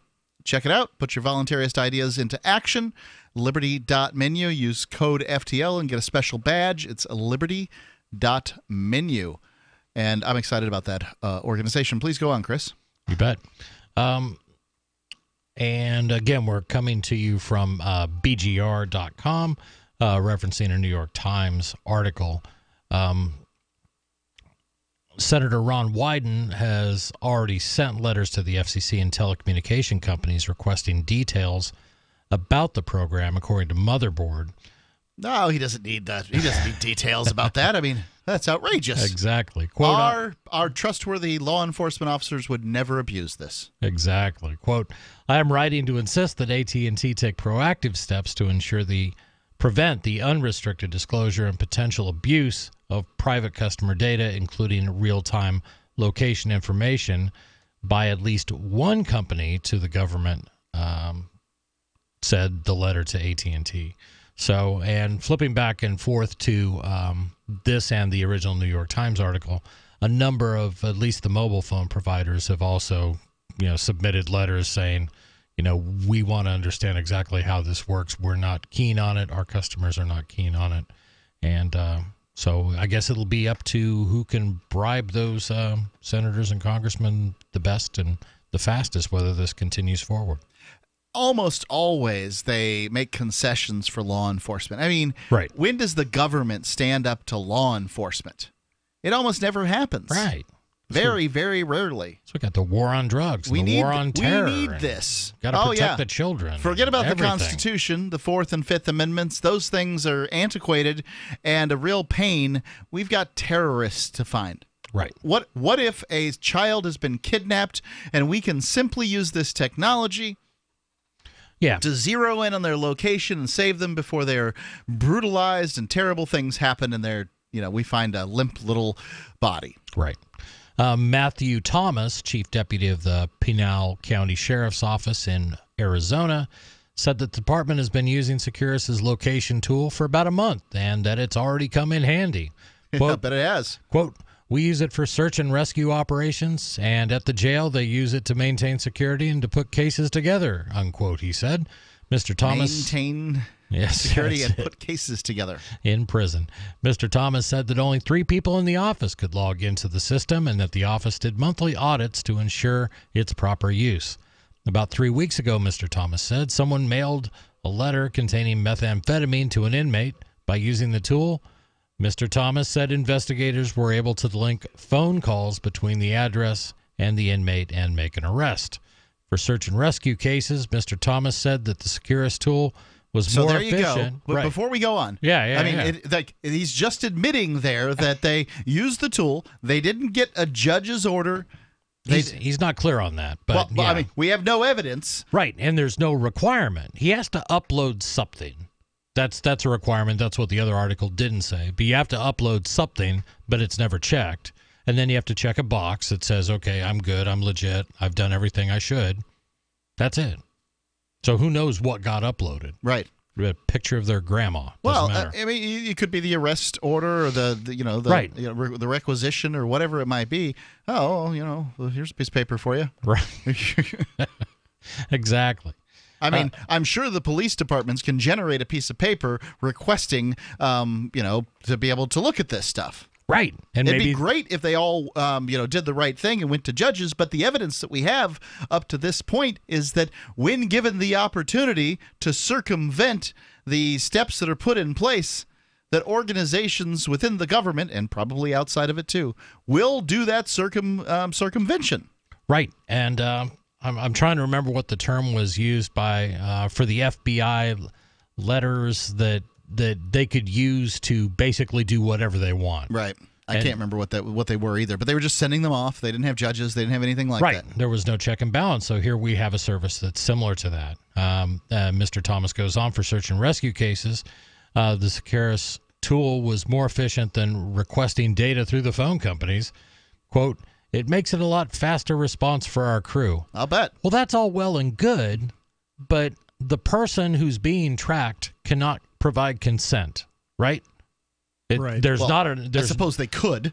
Well, perhaps. You could ring them up first. Exactly. Is it okay if we track you? But that system doesn't exist. And what this is doing is, whether it's for good or for bad, you're taking an assumption that you have the right to do something, and government does not have that right under Fourth and Fifth Amendment protection. In some cases with search and rescue, you absolutely could ring them up and ask them for their permission to track them. Right. In which case, it would be very convenient. In other cases, they may be unconscious, and, well, I'm sure that they would forgive you for, using that information when the time came. But there's others where it's basically unadmissible in court. Right.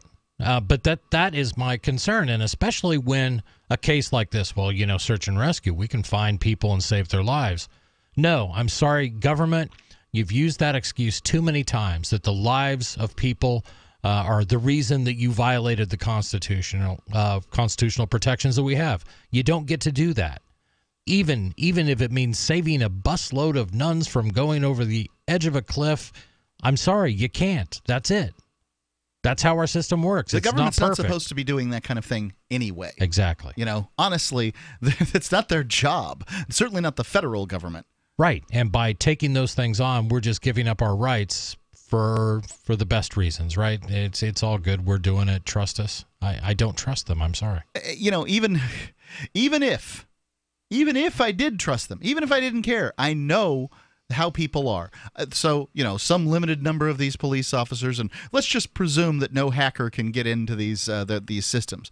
So there's just these limited number of police investigators, presumably high-ranking, and I mean, none of these people can, none of them have vendettas. None of them have political aspirations. None of them want to catch some judge in some situation so that they can use it against them. Get this ruling or that ruling. Right. I mean, imagine if you could go as high as the Supreme Court. There really are only 5 people in America that decide what is constitutional and what isn't. Imagine if you could get the goods on a few of them. By the way, BGR stands for Boy Genius Report. There you go. Amazing. 855-450-3733, Free Talk Live. This is Dan Pilla. Do you owe the IRS money you can't pay? Are tax debts crippling you? I've defended people from the IRS for over 30 years. I've helped thousands, and I can help you too. I wrote the book on IRS settlement, and I'm telling you, there's no such thing as a hopeless case. Call 800-34-NO-TAX to finally get free of IRS debt. With the IRS's new programs, there's never been a better time to solve your problem. Call 800-34-NO-TAX. That's 800-34-NO-TAX, or my website, danpilla.com. Want revenge on the common housefly? Well, after 10,000 years, someone has finally come up with a better way. The Bug Assault, a miniaturized shotgun, which utilizes ordinary table salt as ammunition. Non-toxic and no batteries required. So much fun, you'll forget you have a wife and kids. $39.95 and free economy shipping. Use discount code GCN and get an extra 10% off your purchase at bugassault.com. Fire your fly swatter. Get your Bug Assault today. The Shire Free Church offers a sanctuary to those seeking an escape from state churches.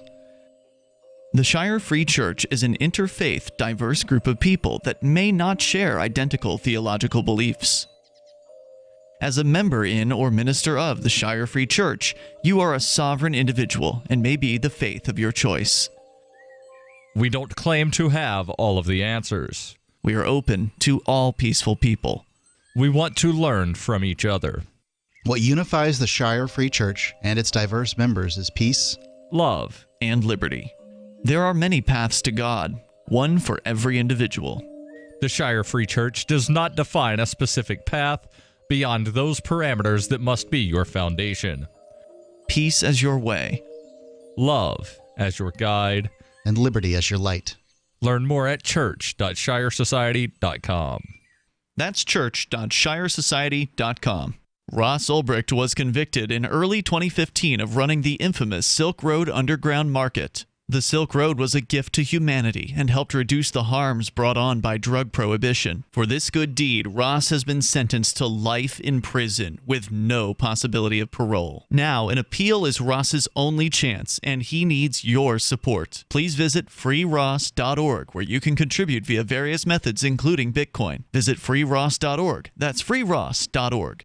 Did you know we've taken our LRN.FM telephone listen line to a new level with the LRN.FM audio on demand line? Now you can call 712-770-8447 anytime and listen to LRN.FM's live feed. And you can listen to a bunch of our original shows on demand. Long distance fees may apply. Just dial 712-770-8447 and choose from the menu. 712-770-8447. Why did you move to the Shire? I moved here to the Shire because there's other people around who take liberty just as seriously as I do. I moved to the Shire because I saw videos of people challenging authority and thought that I could get support myself. It called to me, like, do this right now. I wanted to be around people like me who got it. And once I got here, I knew there was nowhere else that I wanted to be. I've always wanted to change the world. So I moved to the Shire to join people who were actually working towards doing the same thing. The people here are awesome, loving, and positive. It was for the adventure and for the feeling of something important is happening here. And I just wanted to come to sort of be part of that. Visit shiresociety.com to read and sign the Shire Society Declaration and learn the reasons why, if you love liberty, you should immigrate to the Shire. Plus, add yourself to the Shire map at shiresociety.com. That's shiresociety.com. Help get LRN.FM into more ears. Visit promote.lrn.fm for a free bumper sticker, flyers, banners, graphics, and more. Promote.lrn.fm.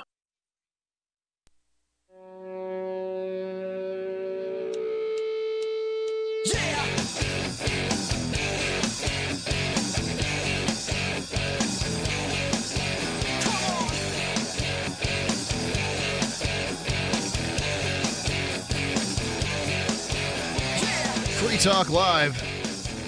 The number's 855-450-3733. It's 855-450-FREE. And you can call in and talk about what you want. We were just discussing how, well, apparently police agencies across America are using backdoors to be able to track your cell phone whereabouts within seconds. Well, by yours, I mean anybody they feel like. Right. And it's disturbing. And they're going to do it as long as they can. And your politicians aren't going to do anything about it. What are you going to do about it? And the only way to remedy the situation is to get rid of the politicians and the officers of the government, because they're not ever going to change the way they do things. They're always going to work to their own advantage, regardless of what they say or how much you protest. The only way to stop them from doing the evil that they do is to force them to get real jobs. That'd be really nice. They're never going to improve. Real jobs. By real jobs, you mean lobbyists, right? Because that's what they do. Well, they're perversely incentivized. They're incentivized to continue bad behavior. Yeah. We're not offering them anything else, so that's what they're going to continue. A real job is a job where somebody chooses to contract with you for your services. That's what it is. And speaking of real jobs, the folks at mypillow.com, they've got real jobs, and because they make really great pillows. They do. So much so that I carry mine with me in my luggage. I love this thing. It is not a joke. It is important to me. I have given these as Christmas gifts to my in-laws, to my mother. At this point, everybody in my family, not because I get them for free, because I do not. I got one for free when I tried it, and it was so great. I've just continued to buy these things. Yes, I use coupon code FTL. Yes, I save 50% or get a 2-for-1 or whatever it might be. But I guess we always do 2-for-1 because every time we get them. We even get the travel pillows, so we've got the tiny ones. My wife carries one of those with her. I can't live like that. I got to have my full-on pillow. Right. Yeah, end of story. Got to have the whole thing. I don't mind. It squishes down into a suitcase just fine, and then it comes back out. It's worth it to me. I don't mind. I like it. And if you want your head and neck held in the proper position, you have problems with headaches, neck pain, these sorts of things, this could be your solution. Furthermore, think about all the vile, disgusting little creatures that live in your pillow. Not in my pillow, because I can wash mine, and I do on the regular. MyPillow.com, code FTL to get them for 2-for-1 or 50% off. That's MyPillow.com, code FTL. Not a joke. Really important to me. Chris, confirmation bias. Cognitive bias in this case. But what do we mean when we talk about cognitive bias? Cognitive bias is a mistaken reasoning. So when you're confronted by some information, but you already have sort of a preconceived notion of that conflicts with it, you're more inclined to take your preconceived notion, and that's kind of what you go forward with, despite evidence to the contrary. Does that make sense? Sure. Yes. So if you are of the opinion that bemused means amused, right, and you're pretty sure that that's the case, it's going to be difficult to convince you that that is not the case. That's a great example. You could whip out a dictionary and show the person that the first definition is not amused, and they'll point down to the second or third definition and say, but it's here, it says amused. Well, that's because people like you have been screwing it up for decades. That's exactly right. The human brain is a natural wonder. It produces more than 50,000 thoughts each day and 100,000 chemical reactions each second. With this amount of processing power, you would think our judgment would be highly accurate, but that's far from the truth. Our judgments are often inaccurate because the brain relies on cognitive bias over hard evidence. Cognitive bias is the tendency to make irrational judgments in consistent patterns. That's in space consistent patterns. Researchers have found that cognitive bias wreaks havoc by forcing people to make poor, irrational judgments. And they give 3 examples here. Hold on just a second. Before we go on, I want to hear these examples, but I want to get David calling in from New Mexico. David, you're on Free Talk Live. What's on your mind? Since you were talking about money earlier, government money, revenues, tax money, whatever, I wanted to share some more on New Mexico's contribution to the problem. I had started this out long ago talking about embezzlement from the state by public officials, like the head guy at the Senate that had taken $4.4 million from a courthouse project. And then there was a Secretary of State that had taken, I don't know what it was, 80,000. No, I don't remember. It was a large amount of money. She gambled it away at the casinos. Oh my! And then there's another case. Yeah, there's another case where recently there was an Indian leader on one of the reservations that had taken over $1 million wrongfully, and then there was some 12 miles of fiber optic cable that went missing, along with couldn't account for $800,000 in federal funding that was given to a project in northern New Mexico to run this fiber. So that's over $1 million. That was federal money. The Indian money was probably federal money as well, and I don't know what federal money was involved in the courthouse project, or if that was all state money. There might have been some federal funds in there. And then when this money there was also, I was looking at just recently, there was a secretary at a sheriff's department, was a smaller amount of money. Just somebody paid their bail money, and she took the bail money and put it in her pocket, $3,000 approximately. And then there was another. She probably really needed it. Probably really for a good cause. Yeah.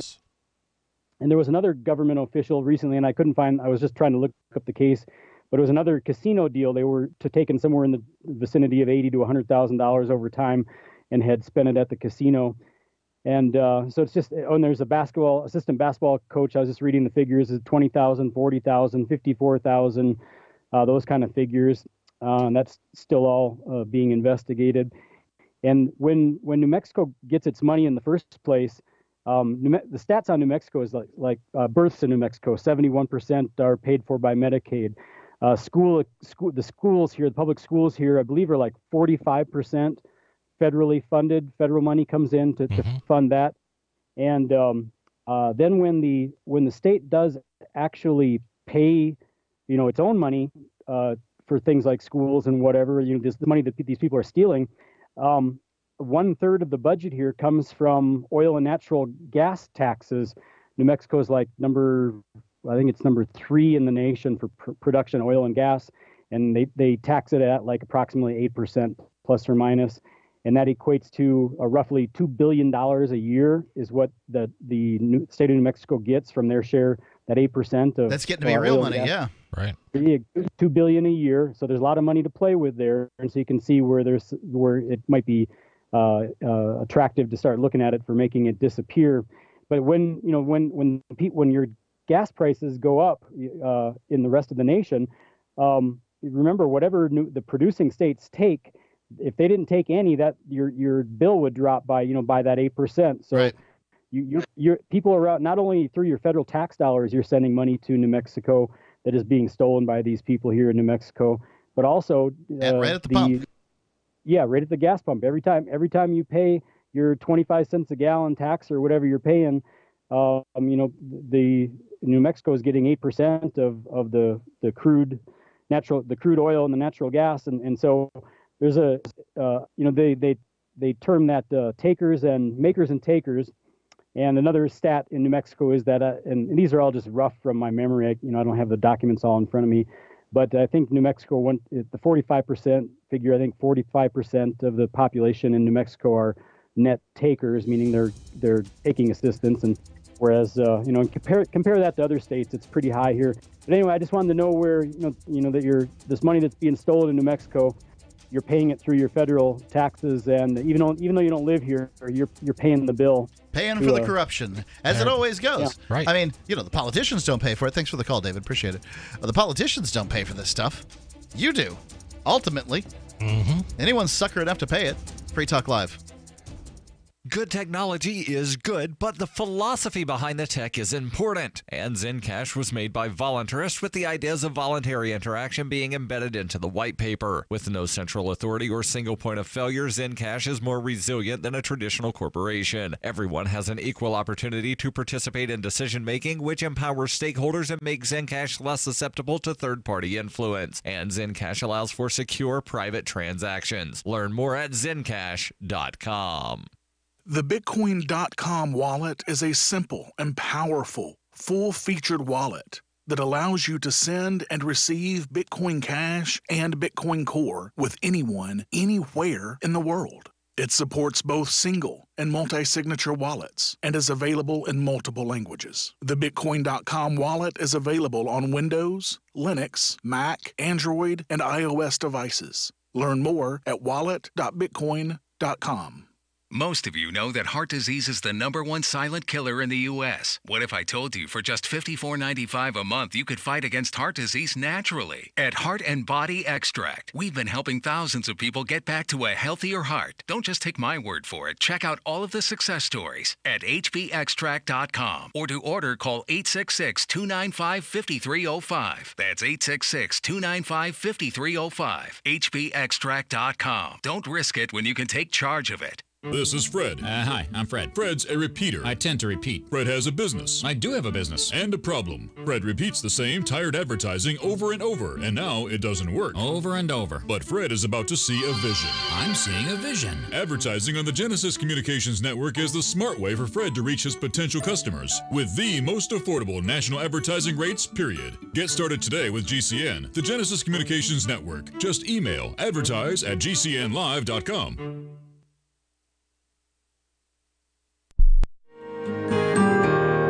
So the protection of life, liberty, and property is what the Free State Project is all about. But it's an effort to move 20,000 people who understand. It's about demonstrating to the entire country that, yeah, we can have a free market, a truly free market. Making it just a freer, great place to live. It's the world's largest voluntarist libertarian community, and it's only getting bigger. That's amazing, to be able to move to a place where other people passionately believe in being free and independent. What the Free State Project is managing to do, though, is to put their money where their mouth is. It's physically getting up across the country and saying, let's go someplace and let's demonstrate the power of these ideas. There's a lot of kind of philosophy that surrounds liberty. There's a lot of thinking about it and talking about it. But here in New Hampshire, people are doing it. 101 Reasons Liberty Lives in New Hampshire, a documentary by Free State Project Early Movers. Watch it free at 101reasonsfilm.com. 101reasonsfilm.com. If you want to know the latest about Free Talk Live before we go on the air, all you need to decide is how you want it delivered. It's your choice. Visit news.freetalklive.com. You can get emailed announcements and participate in contests via our email updates list. Plus, we have a Twitter account that you can follow and a Facebook page where you can become a fan. So visit news.freetalklive.com to get news about Free Talk Live as soon as it's announced and the way you want it delivered at news.freetalklive.com. That's news.freetalklive.com. So you've signed the Shire Society Declaration and are planning your move to New Hampshire to be around more liberty-oriented people. Next, sign up for the Shire Society Forum at forum.shiresociety.com. There are a bunch of people there who are already in the Shire, and they want to meet you. If you're already in the Shire physically, you should also come by the forums. Remember, not everyone uses Facebook. New people are signing up for the Shire Society Forum every month, so drop in and say hello at forum.shiresociety.com. Some of our live shows are streamed in HD on Twitch. Please follow and share at twitch.lrn.fm. That's twitch.lrn.fm.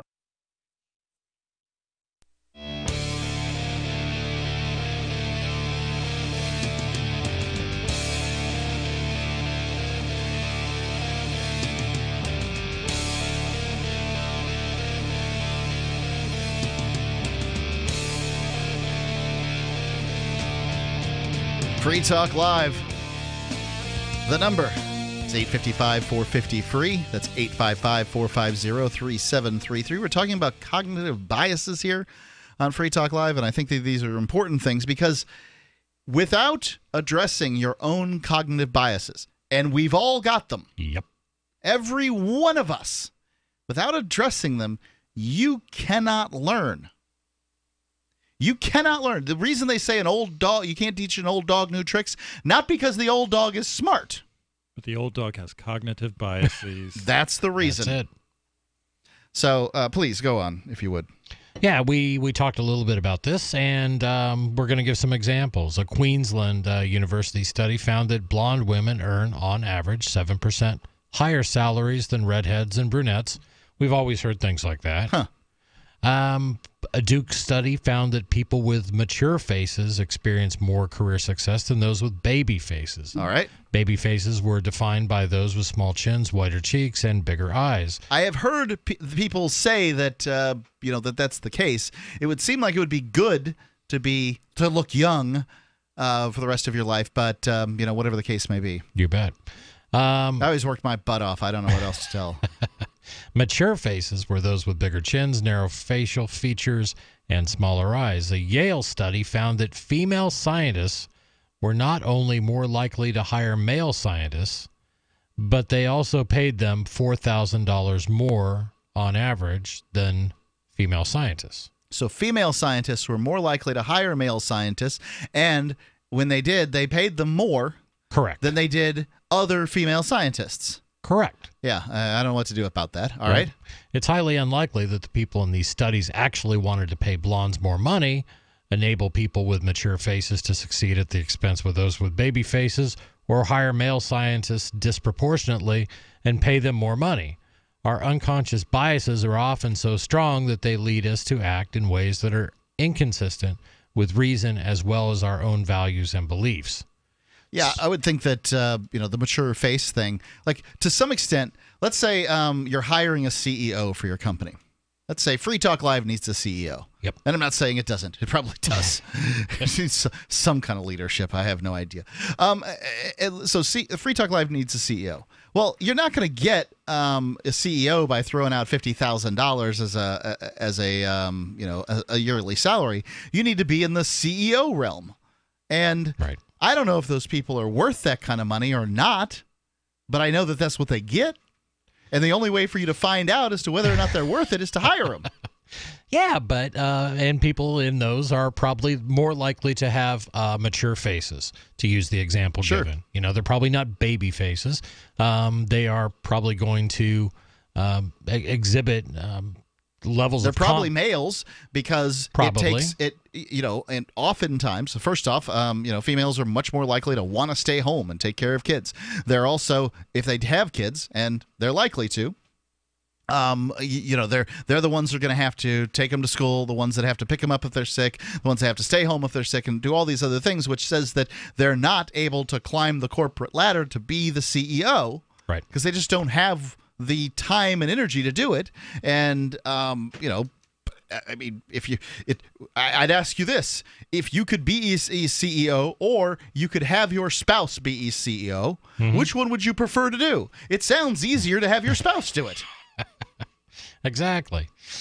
But those people also exhibit, I would say, above average levels of charisma, above average levels of confidence, and things like that, compared to your average person. But let's talk about some common types of cognitive bias that entrench themselves in our lives. The first one they bring up here is the decoy effect.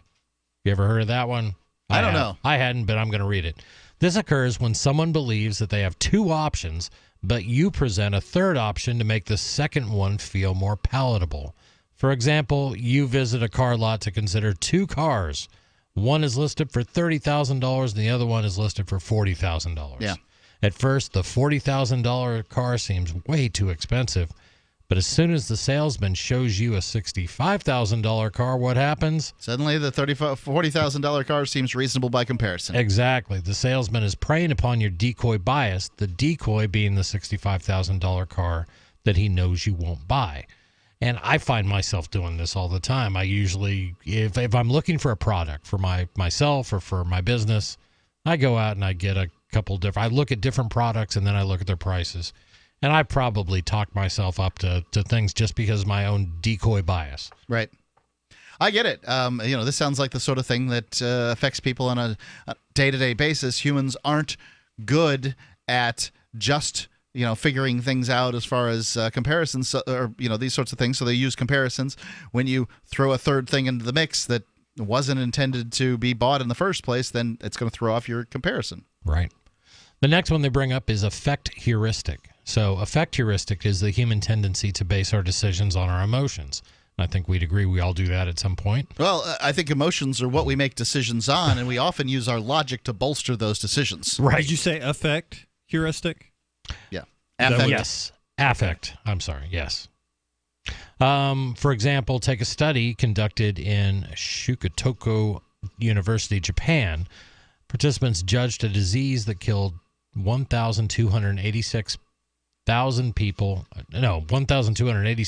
out of every 10,000 as being more dangerous than one that was 24.14% fatal, despite this representing twice as many deaths. Yeah. People reacted emotionally to the image of 1,286 people dying, whereas the percentage didn't arouse the same mental imagery and emotions. So I think that's interesting. I mean, and oftentimes I think that's used against us by government when they toss out numbers. Yeah, I was reminded of that when we were talking about baseline budgeting earlier. If you have a program that has its funding increased by 8% every year, and then 1 year it gets its funding increased only by 4%. They're going to call that a 4% cut. They're going to call it a 50% cut. Yeah. Right. Yeah, you're right. What would that be compared to saying, we're going to increase the budget of this particular line item by $400 billion? Well, no. I was okay with the 4% or the 8%, but not $400 billion. That might even be less than what they were planning on doing. Yeah, quite right. I've never taken a statistics course, but I should, because I bet that would be very, very helpful for just about anyone, and could make the world a lot clearer and my news consumption. Yeah, I don't know if this falls into the category, but whenever a politician wants to get some program put through, they'll bring some family that's been affected by whatever the program is, the lack of program, or whatever it is. Right. In the case of Obamacare, you got to trot out some people that they're like, well, we're just too poor, and grandma died. Right. And it's been awful. Or the husband died, and now I'm a widow, and here's my kids, and this is awful, isn't it? Isn't it awful? Why do you greedy people not want to give one extra penny in taxes to take care of people like me?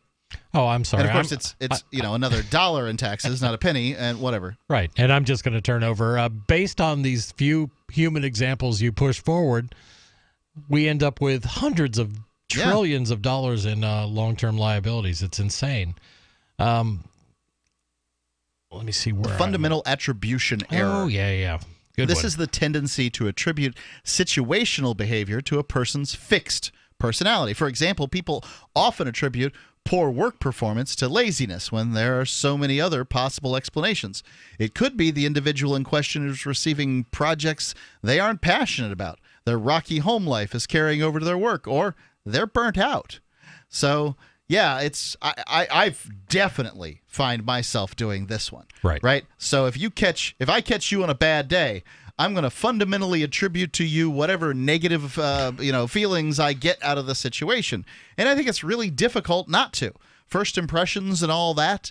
When you're an employer and you're paying somebody's paycheck, I think you've got the expectation that they're going to show up for work on time, work for you, call it 90, 85%, 90% of the time that, they're on the clock. Right. Sure, there's some time for using the bathroom and, maybe a little bit of talking by the water cooler or whatever, but get to work, I've done that as a supervisor and as an employer, but I don't want to see somebody leaning, and this is why when I was a bartender, I always had a rag in my hand because I could always look busy. Just move your hand back and forth and that's it. But we do that. Bartenders should have rags, right? Exactly. People think that, yeah. Exactly. Clipboards are also good to carry around. Yeah, nice. You know what? Nobody with a clipboard is not busy. That's for sure. 855-450-3733. Absolutely right, Jonny Ray. Did you do that in your janitor job? When I was in the Marine Corps, that was my secret. Nice. Free Talk Live, 855-450-FREE.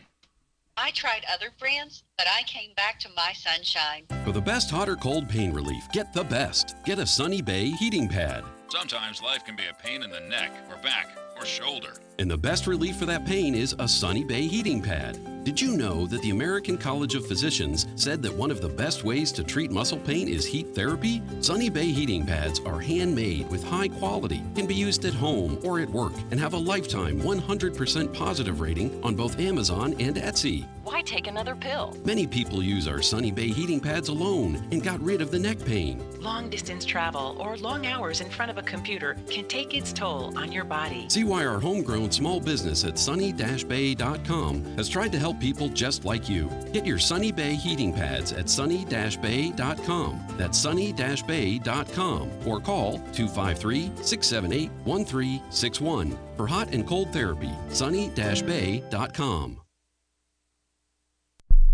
The new 4th edition of Healing Our World, The Compassion of Libertarianism, will take your understanding of liberty to a deeper level and has over 1,300 updated references, new cartoons, and a foreword by Dr. Ron Paul. With discounts for multiple book purchases, the 4th edition of Healing Our World is a great gift for the liberals, pragmatists, environmentalists, and Christians in your life who think libertarianism is cold-hearted. Get yours today at healing.freetalklive.com and use promo code FTL for a $5 discount. Some of you asked, and now we've delivered. LRN.FM's live Keene, New Hampshire studio shows are now streamed in HD on Twitch. Visit our channel at twitch.lrn.fm and give it a follow. If you have Amazon Prime, you get 1 free subscription on Twitch. If you use it on our channel, Twitch will give LRN.FM a monthly piece of your Prime subscription cost. So please watch, follow, share, and subscribe to twitch.lrn.fm. That's twitch.lrn.fm.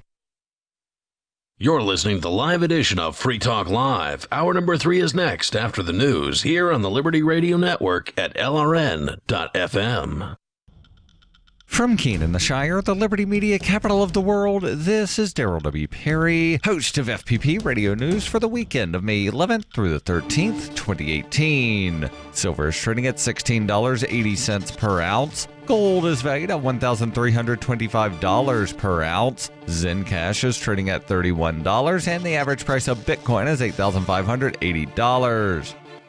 Antiwar.com reports one major argument against the United States withdrawing from the P5+1 nuclear deal with Iran was the impact it would have on U.S. relations with the other parties to the deal, including European allies. This appears indeed to be the case as Europe scrambles to strike back against the U.S. measures, with the U.S. talking new sanctions and U.S. officials ordering European companies to stop doing business with Iran. The European Union is already discussing legislation that would effectively block the U.S. from enforcing those measures. This legislation is believed to echo the 1996 legislation the EU used to block U.S. sanctions on Cuba from preventing EU business ties. Since the Iran deal was signed, EU companies have been scrambling to secure lucrative infrastructure deals. The United States largely prevented its own companies from reaching such deals and has tried to keep EU banks from financial deals that had nothing to do with the United States. Europe was annoyed at this before, and now that the United States isn't even a party to the deal, they are likely to be even less willing to brook U.S. interference. This is likely just the start of a broad rethink in U.S.-European relations. German Chancellor Angela Merkel warned on Thursday that she can no longer count on the U.S. to protect them. She added this is time for Europe to take its destiny into its own hands.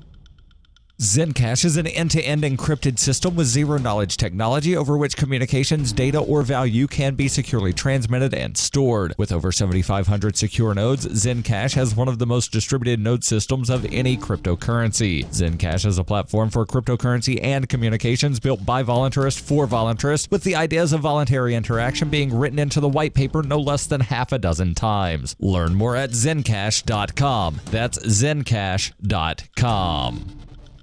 UPI reports the Hawaii Volcanoes National Park will close on Friday because of potential steam and ashfall from the summit of Kilauea volcano. The National Park Service said in a statement, due to the possibility of a steam-induced explosion at the summit of Kilauea due to the receding lava lake and ensuing ashfall event, plus southerly wind patterns forecasted for Friday, the majority of the park will be closed Friday until further notice. We will reopen when it is safe to do so. Most of the park will be closed except for the Kahuku unit, which will be open for normal operational hours. The temporary closure of the Hawaii's Volcano National Park comes after the Kilauea volcano has been releasing toxic steam and lava for several days, causing widespread damage in the area. While Kilauea is normally an active volcano, the recent increase in activity has some experts predicting a large explosion soon. Hawaii Volcanoes Observatory Scientist-in-Chief Christina Neal told the Honolulu Star-Advertiser that scientists believe a small earthquake near the summit of Kilauea caused a large rock fall into the crater, which led to an explosion near the surface of the lava lake. Neal said, "I think it's our best estimation that this is the first of perhaps more events like this to come." For over 40 years, Roberts & Roberts Brokerage has been a trusted source for buying and selling precious metals. Gold, silver, platinum, and palladium. They don't feed the banks. They're Bitcoin preferred and have removed the minimum purchase amount for all orders paid in the digital currency. Call Roberts & Roberts Brokerage today for knowledgeable advice on buying and selling precious metals and a forward-thinking approach to new technologies. 800-874-9760 or visit online at rrbi.co. Reuters reports the city of Los Angeles agreed on Thursday to pay $2 million to settle a civil lawsuit over the fatal police shooting of a homeless man in 2015 that went viral in an online video and fueled a U.S. debate on police tactics, according to a lawyer for the man's family. Dan Stormer, a lawyer representing the family of Charlie Africa Kunang, said the settlement came shortly after a federal jury in Los Angeles found that 2 police officers in the civil suit were liable for the death of the 43-year-old man. Stormer said in an interview, "The defense made an offer which we accepted. It was $2 million. The 8-person jury found that Officer Francisco Martinez had used unreasonable force against Kanang and that his superior, Sergeant Chand Syed, had failed to intervene. The jury cleared a third officer, Daniel Torres, in the deadly March 2015 incident. A spokesman for the Los Angeles Police Department said it would not comment on a civil suit. The Los Angeles District Attorney's Office had previously declined to charge the 3 officers with criminal charges. This has been FPP Radio News. Online at fppradio.com. Last month, the FDA approved Hallucex, a new class of weight loss drug that helps users avoid overeating by producing nightmarish hallucinations whenever food is around. Hallucex targets the brain's cerebral cortex, stimulating the centers responsible for fear and visual processing. Test subjects reported an unprecedented decrease in appetite and showed dramatic weight loss, with only 18% reporting night terrors or subsequent cardiac arrest. It's designed to make fatty and sugary foods even scarier. An apple just looks like it has fangs, but a milkshake will threaten you and your family by name. Earlier incarnations of the drug proved to be too powerful and produced mental states in which test subjects no longer believed that food had ever existed. An unshakable belief that the subject had to eat all of the food on the planet in order to prevent food from rising up and destroying the human race. No, you don't understand. I have to do this. Or the conviction that food could be negotiated with diplomatically. With the Lab Report, I'm Aisha Patel. This is the Onion News Network.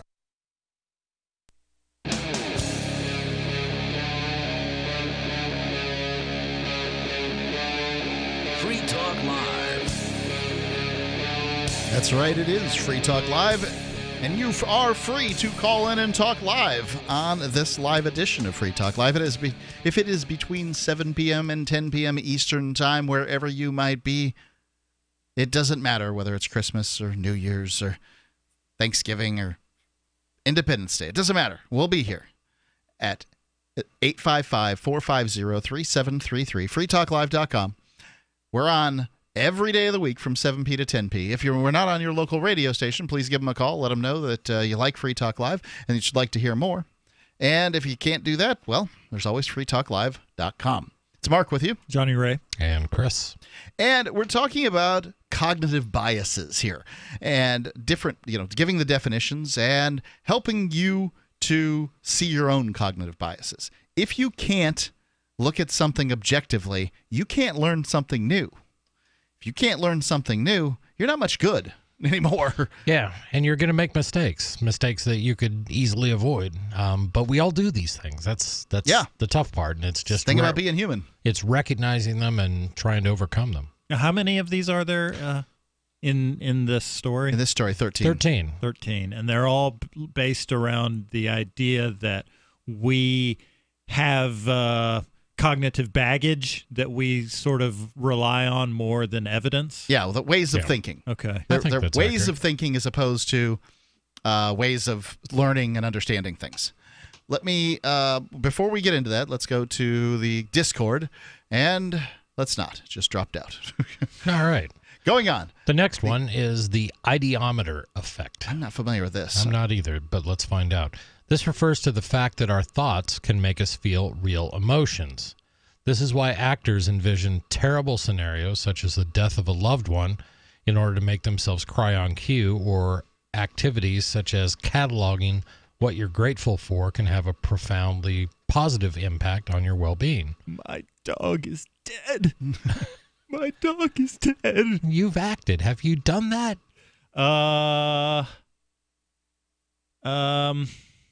I think I've tried. It's been a long time since I've had to cry. Right. But do you sometimes, when you're playing a specific role, do you conjure up images? Is that part of something you do? I don't know. I've never, other than a few really bad school plays. Mostly what I do is I vest all of the fiction in the person I'm talking to.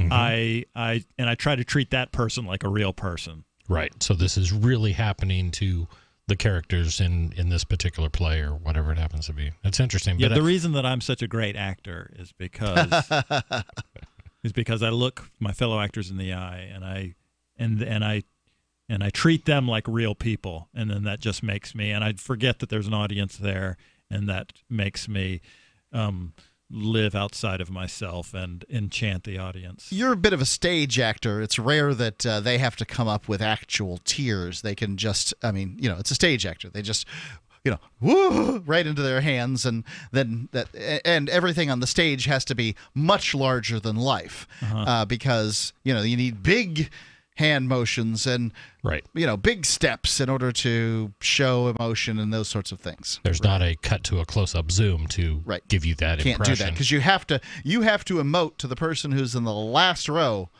in that theater. Yeah. But on screen, I think the way they do it is they spray a caustic mist into your face. Can't hurt. Makes you cry. Yeah, I bet it does. Yeah, but I think we do these things. A little lemon juice right in the eye, you'll cry. I can say even doing sales, I do this. Yeah. When if I'm trying to sell a building to somebody, I will share stories about the building that I own, and I will talk about things that we found it really solved the problem for.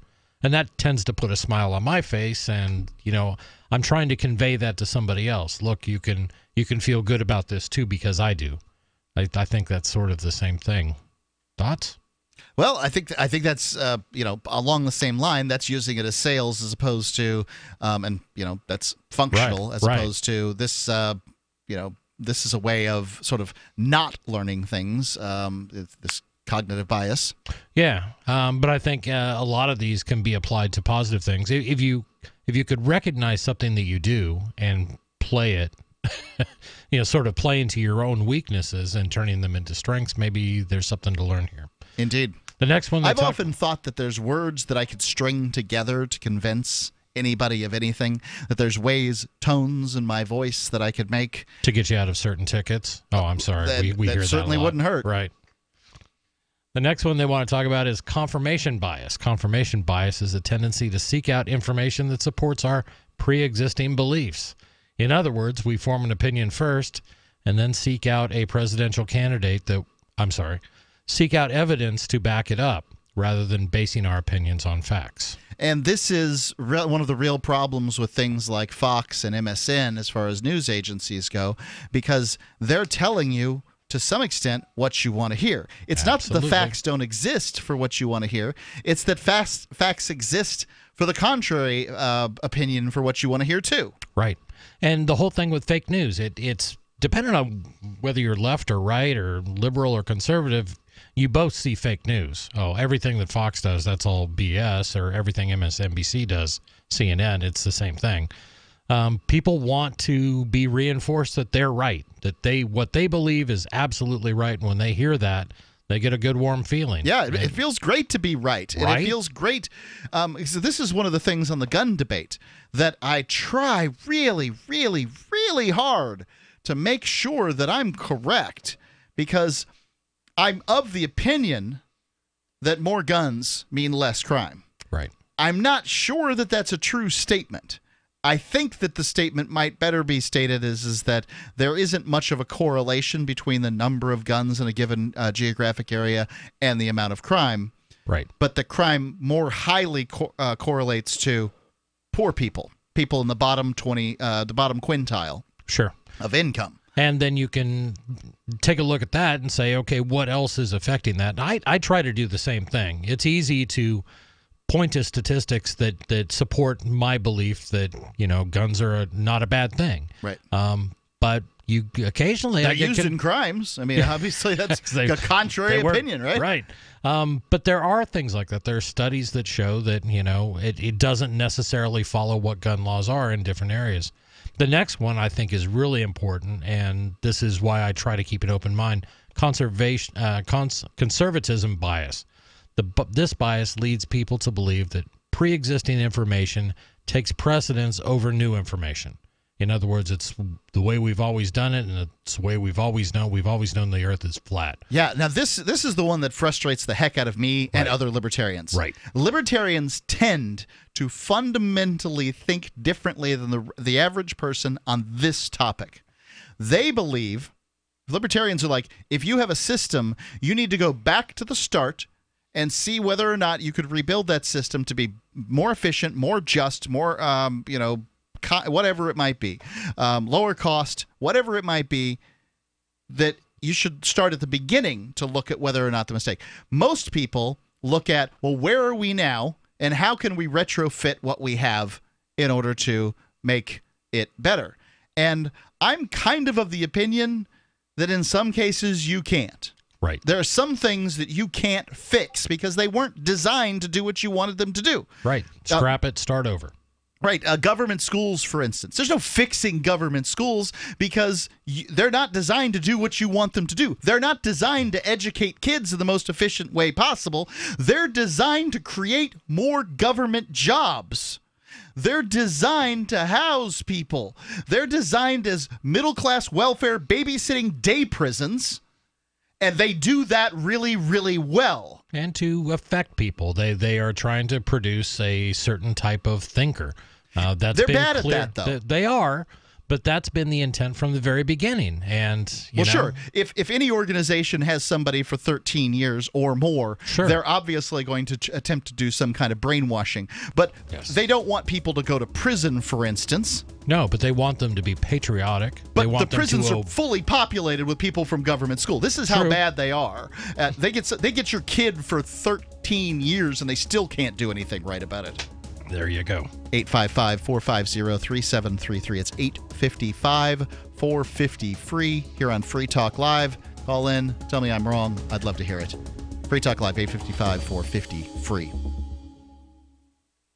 The Bitcoin.com wallet is a simple and powerful, full-featured wallet that allows you to send and receive Bitcoin Cash and Bitcoin Core with anyone, anywhere in the world. It supports both single and multi-signature wallets and is available in multiple languages. Use the Bitcoin.com wallet to buy, send, store, and receive both Bitcoin Cash and Bitcoin Core. Learn more at wallet.bitcoin.com. What's more profitable, running your business or doing bookkeeping? Doing your business, of course, but you want to keep your books so that you can maximize your tax savings, right? What if I told you that there's a person that's a bookkeeper, accountant, and law school graduate that's also a hardcore libertarian? My name is Melanie Johnson, and I hate the state. I will aggressively help you to minimize your tax exposure and maximize profits, all while staying within the law. Melanie's your best choice for your taxes and bookkeeping needs. Go to tax.freetalklive.com and check out our website, tax.freetalklive.com.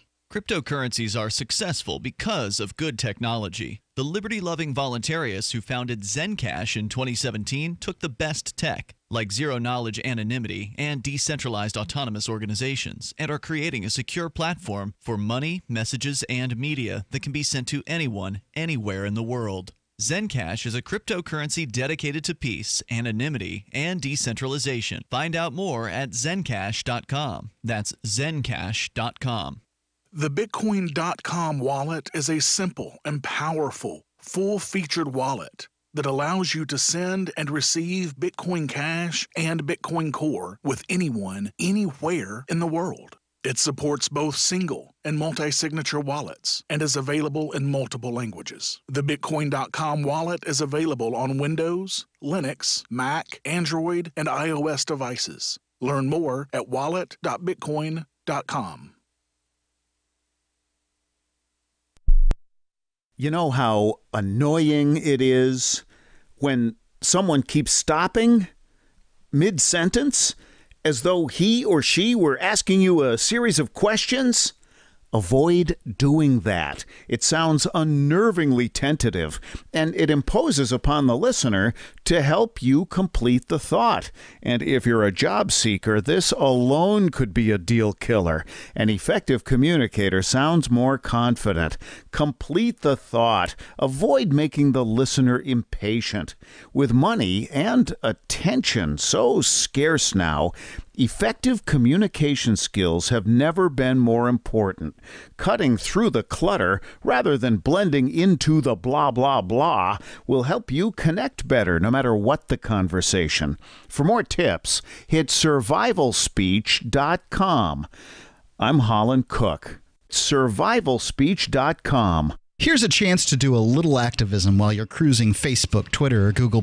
Between the LOL cats, the recipes, the hot girls, and the inspirational sunrise memes, Free Talk Live's posts pass by your newsfeed. Like them, comment. It gives us more exposure. If you don't see our posts, click like at facebook.freetalklive.com and then hover over it to click Get Notifications. It's an easy way to spread the ideas of liberty a bit further. I know you're busy, but you can spare that 1/10 of a calorie it takes to click on something. facebook.freetalklive.com. Cell 411 is a free app for Android and iOS that replaces government-controlled 911.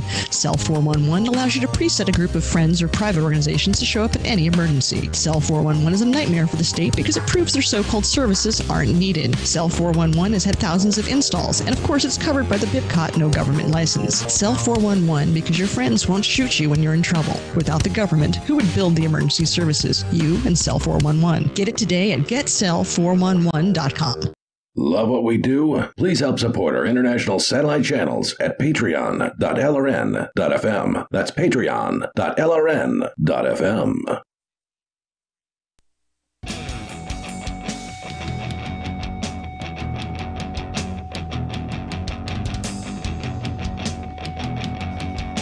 It is Free Talk Live, and you are free to call in here. Talk about, well, at this point, we're talking about confirmation biases, different ways that we kind of mess up our thinking and get caught in the same old ruts. Makes it difficult to learn, makes it difficult to have a better life, and I like this kind of stuff. It helps me to look at my own thinking because I can't possibly be right on everything. I feel like I am. Like, I really, my tone of voice, you'd think I was right. You sound confident. Yeah, all confident, the time. Confident. Confident is not right. But I can tell you this. I'm confident about Bitcoin.com. I have used their services to mine Bitcoins for some time, and that has worked out real well for me. If you go to Bitcoin.com, whether you're new or you've been around for some time, you can find wallets. You can find ways to buy Bitcoin. You can find out news about Bitcoin. You can even join their mining pool at pool.bitcoin.com. I think it's great. Great website, Bitcoin.com. Everything you need to know right there. Let's go to the phones. We got Libertarian Banker calling in. You're on Free Talk Live, Libertarian Banker. Hey, guys. Great conversation tonight. I kind of just tuned in and heard you guys talking about the sales and how you have the different sales tactics when you're talking to people and ways to talk to them. And that's really what got me to call in. But then I started thinking of a story that I wanted to tell you guys a little bit later, too. But it was funny when, Mark, you said there was a string of words that you might be able to sort of string together to sort of convince anybody of anything. And really, I mean, that's true. If you can find out what people hold near and dear to their hearts, what they care about, and you play to that, you pull on those strings, that's a great way to convince somebody of something if you can, really get into their mind that way. So It depends on how long it works, too, right? Like, so if you're trying to convince somebody of the ideas of liberty or whatever, but you're going to send them home to their wife, husband, mother, father, children, or whatever that are strongly of the opinion that, I don't know, the government needs to take care of you in this way or that way or whatever, then at some point that's going to be unwound pretty quickly, you know? They need this thing called discipleship continuing on. Exactly. I mean, it just boils down to that, what people perceive is reality for them. And so when you're trying to convince anybody of anything, whether it's in sales or, politics or whatever, you've got to keep that in mind, that what people perceive is what they believe, and that's their reality. And, that sort of reminds me of one situation I had when I was working at a bank branch. When I had a lady come in, she had a check. It was like one of those counter checks that you get where they sort of print the account number at the bottom and doesn't have a name on it, doesn't look official. She brings it in to cash it. It was written by somebody else. And, I questioned her on it. I even called the person who wrote the check because I didn't want to cash, this person's check without suspicious-looking check. They actually wrote it, right? So, this lady, as soon as, I start to question her and everything, she starts accusing me of being racist and, it's all this stuff. So I kick her out of the premises, kick her out of the bank. She proceeds to call the cops in the parking lot, straight from her cell phone. Cops come up here. He's looking at me asking, like, what am I supposed to do here? This is a civil matter. There's no criminal charges to be filed on this at all. So it was just, perception was her reality. She perceived that was why I was questioning her on the transaction rather than thinking logically like, hey, I just brought a document that looks suspicious in front of this guy, Right. And so that's how people believe, and that's the confirmation bias that you guys were talking about there. Right. Well, I mean, so people will use a system that's worked for them in the past in many cases. I had a friend who's like, I always let my wife handle the customer service situations because she's got a system. Right. And I happened to be there when, he had said this, and like this woman was screaming on the phone. She was outrageous the way this lady was treating whomever it was that was on the other side of the line. Now, maybe this system works. Maybe it doesn't. I have no clue, but I can say that maybe he was just scared of his wife. Right. It could have been that too. I don't have any idea. This lady is normally just as nice as pie, but I get the impression that when put on the telephone with a customer service agent, she comes unglued. Well, I think we're talking about that. We started talking about these all as sort of introspectively, things that we likely do and ways that they affect how we think. But these are all things that people also use daily to influence how other people react. It's just like when we were talking about a couple things in sales or in how to talk to people. These are all things that can help us make a case or convince someone of our point of view. So, Libertarian Banker, what's that story you were thinking of? Well, that was the story. Okay. I mentioned, of that lady and just her perception and how it's just funny. Like I didn't see it that way at all, and I felt like I was being pretty reasonable. Well, in my request. Racists never see it that way. I was explaining it profusely with a smile on my face. Yeah, what are you going to do? Trying to really just placate to her emotions, but it was not happening, man. I mean, you just cannot convince people of certain things. Well, I mean, really at some point or another, there's no point in trying to convince somebody who doesn't care to listen to your point of view, no matter what it is. I mean, right. What else are you going to do? If she's convinced that this is the case, or if she's convinced that this is the method to get what she wants, you're never going to know that. You're just going to get... That's true. That's true. You could be throwing a fit just to get exactly what you wanted, But, hey, I wasn't playing into it, so there you Indeed. Go. Thanks for the call, Libertarian Banker. Thanks. Appreciate it. 855-450-3733 or LRN.FM on Skype. Let's go to Matthew calling in from Louisiana. Matthew, you're on Free Talk Live. Hey, Mark, Chris, Johnny. You got it. Y'all in the mood for a joke? Sure. About politicians? Always. Okay. There was a politician who died, and he goes up to the pearly gates, and St. Peter says, "Yep, hold on. For guys like you, we have a different program. You get to spend 3 days in the other place first, and then you spend 3 days up here, and at the end of the 6-day trial, you decide where you want to spend all of eternity. And the guy's like, all right, I wasn't told about this. That's just the way it is for you guys. So, right this way, Senator, and he leads him to an elevator that has H on it. Presses H, goes down, opens up, and there's Satan. And Satan is dressed in golf clothes and says, would you care to play a few rounds? And 1 minute. The most beautiful golf course the Senator has ever laid his eyes on.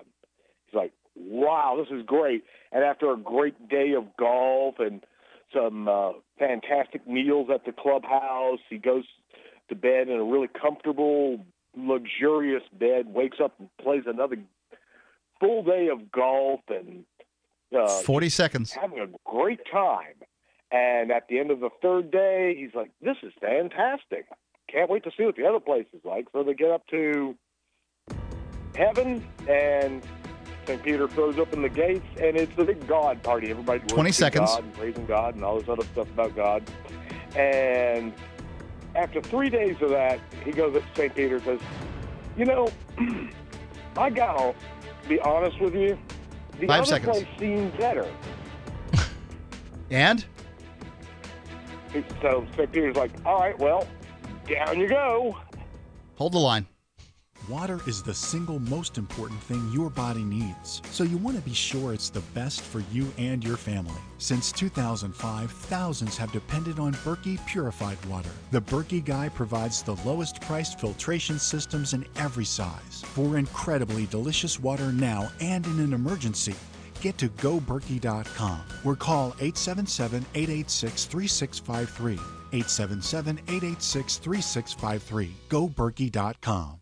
Hunters, anglers, campers, and survivalists. Get back to nature. Expand your horizons with the highest quality, most versatile, unique slingshots and sling bows on the market at slingbow.com. Slingbow products are compact and models start from just $17.98. They're perfect for your bug-out bag or storing in your vehicle. Give yourself and your loved ones the excitement and tradition of Slingbow, a new frontier in archery and truly modern twist on this primitive survival tool. Feel the thrill only at slingbow.com.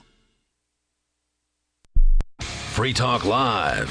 When you call a government bureaucracy, more often than not, the person who you talk to will not know the answer to your question, but they'll tell you they think they know who the person is that has the answer, and they will pass the buck to that other person, and if they happen to pick up the phone, they'll usually pass on the buck, or you'll leave a voicemail and never hear back from anybody. Right.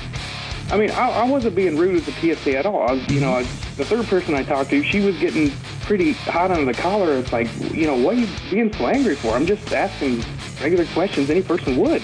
Well, she's probably upset that she had to pick up her phone and talk to one of the little peons like you. She's probably annoyed at her underlings who actually gave you her phone number and let you get through to her. Yeah, that's probably the case. She just wants to play solitaire, and you interrupted her game, or she just wants to surf on the internet, and you just ruined her day. Free Talk Live, 7 nights a week from 7 to 10 Eastern, live on the Liberty Radio Network at LRN.FM. We've all heard about blockchain assets like Dogecoin, Ether, and Ripple. Bitcoin isn't the only player in the blockchain game any longer. And for those of us wondering how to get our hands on these digital assets, finally, there's a solution. Shapeshift.io allows you to buy and sell between your digital assets and Bitcoin instantly between your own digital wallets. I've used it with ease. Shapeshift.io. There's no account or email address needed. You send them the crypto you want to sell. They send back the crypto you want to buy. It's that easy. Shapeshift.io. So you've heard all 3 hours of the latest episode of Free Talk Live, and you're still hungry for liberty-oriented audio content? Did you know that we have another 24/7 audio stream at LRN.FM? The Liberty Radio Network airs the latest episodes of some of the best liberty-oriented podcasts on the internet around the clock. In addition to recorded content, you'll also hear live shows like Free Talk Live, originating from our Keene, New Hampshire studio. So listen anytime at LRN.FM. That's LRN.FM. Is spreading the message of liberty, cryptocurrency, and peace around the globe worth $2 per month to you? As you may already know, in addition to our internet feed, LRN.FM broadcasts on free-to-air satellite across North and Central America. as well as sub-Saharan Africa. And we've been available on satellite for free 24/7 since 2010. The LRN.FM free-to-air satellite signal is reaching some of the most oppressive regimes in the world, and there's no doubt our ideas are making an impact. You can learn more about the channel's impact by watching the 3-minute video at fund.lrn.fm. If you'd like to help free minds globally with our ideas of liberty, cryptocurrency, and peace, you can donate as little as $2 per month via fund.lrn.fm. You can help us continue and expand our satellite broadcast to multiple continents. Visit fund.lrn.fm today, and thank you for your help. Don't forget to share the link on social media. That's fund.lrn.fm. This is the Liberty Radio Network, broadcasting the latest liberty-oriented audio content 24 hours a day at LRN.FM.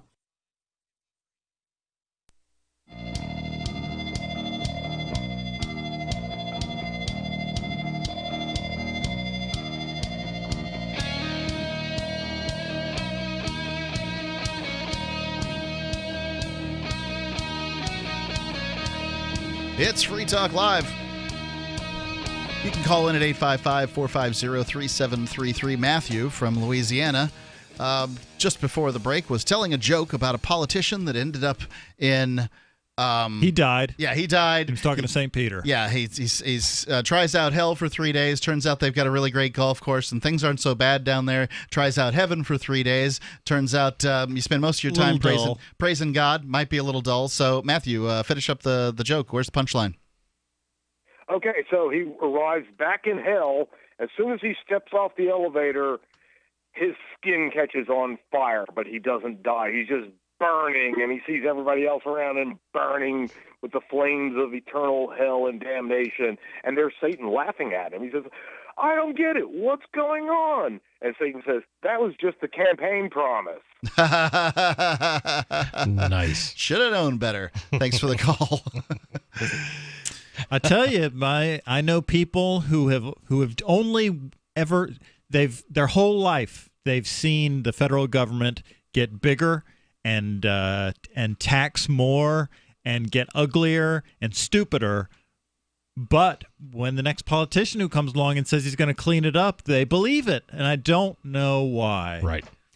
I guess it's because it's a different person, right? Like in the case of Trump, here's a guy who's never been in politics. He was going to drain the swamp. And you can understand why somebody might think that, Trump or Perot or somebody like that, right, they might have gone in and done it. Now, these same jerks wouldn't vote for Ron Paul, right?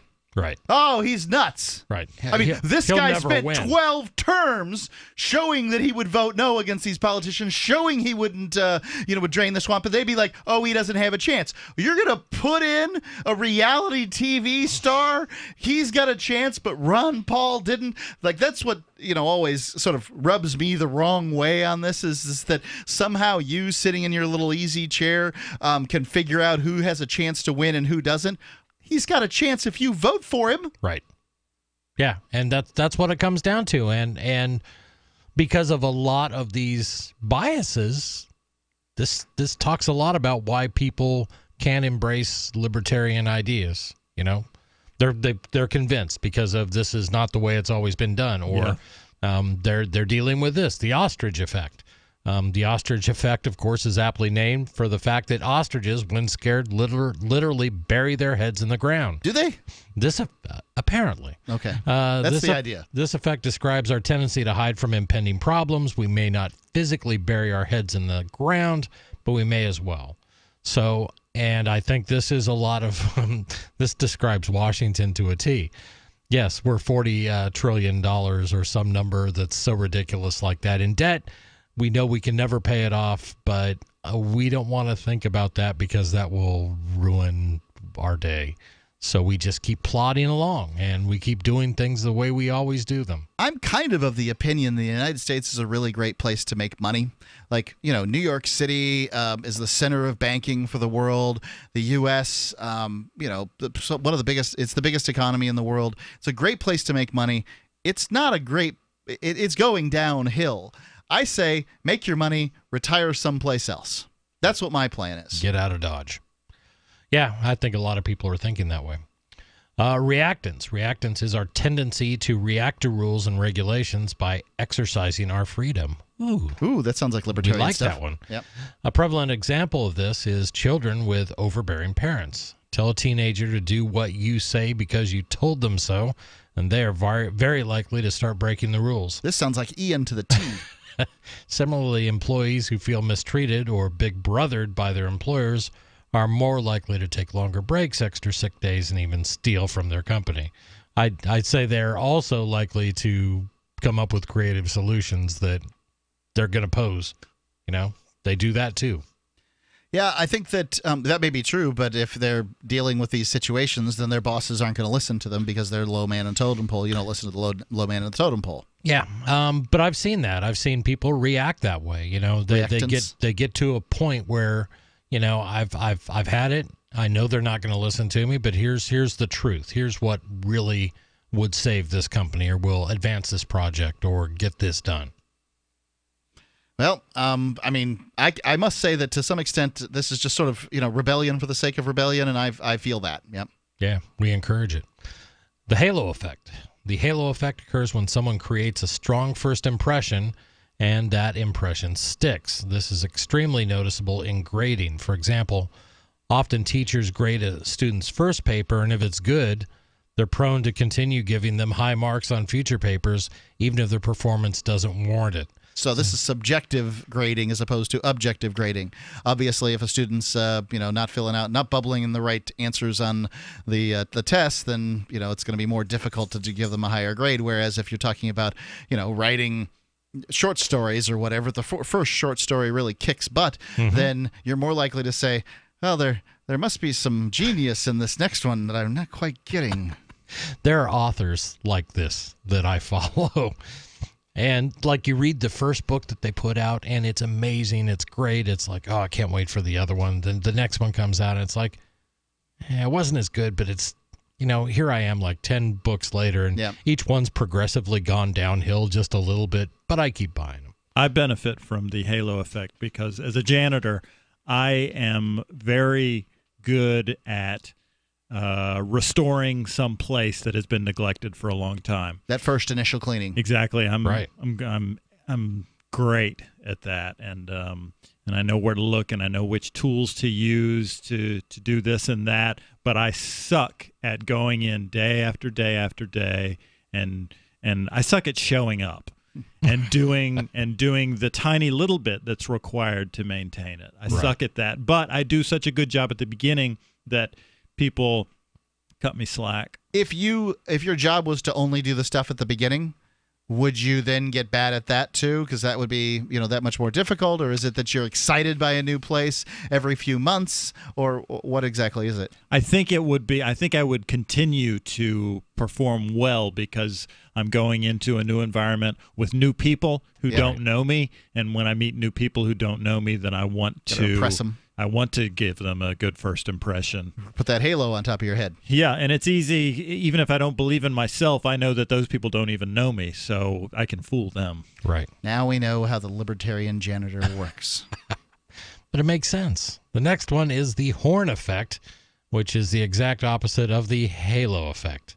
When you perform poorly at first, you can easily get pegged as a low performer, even if you work hard enough to disprove that notion.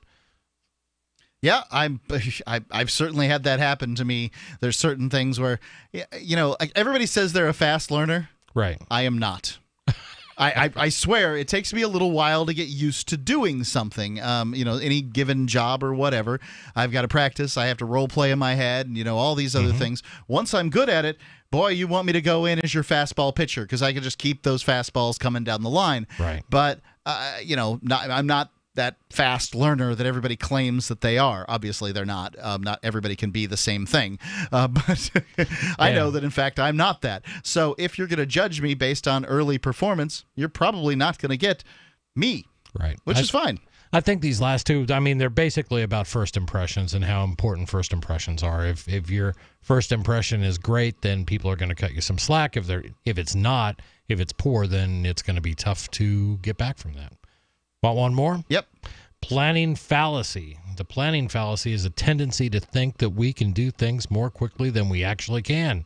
For procrastinators, this leads to incomplete work, and this makes type A's overpromise and underdeliver. Yep, that's me. Yeah, I definitely get myself into those situations sometimes. I just imagine I can do things in a given period of time, and life just keeps happening, and I just never get a chance. It's amazing with a family how you just can't get it done. Yeah, agreed. Somehow it's just not working. Like you got a 10-year-old, you think you're going to show up on time to some party or something. You're not. Forget it. 855-450-3733. It's 855-450-FREE here on Free Talk Live.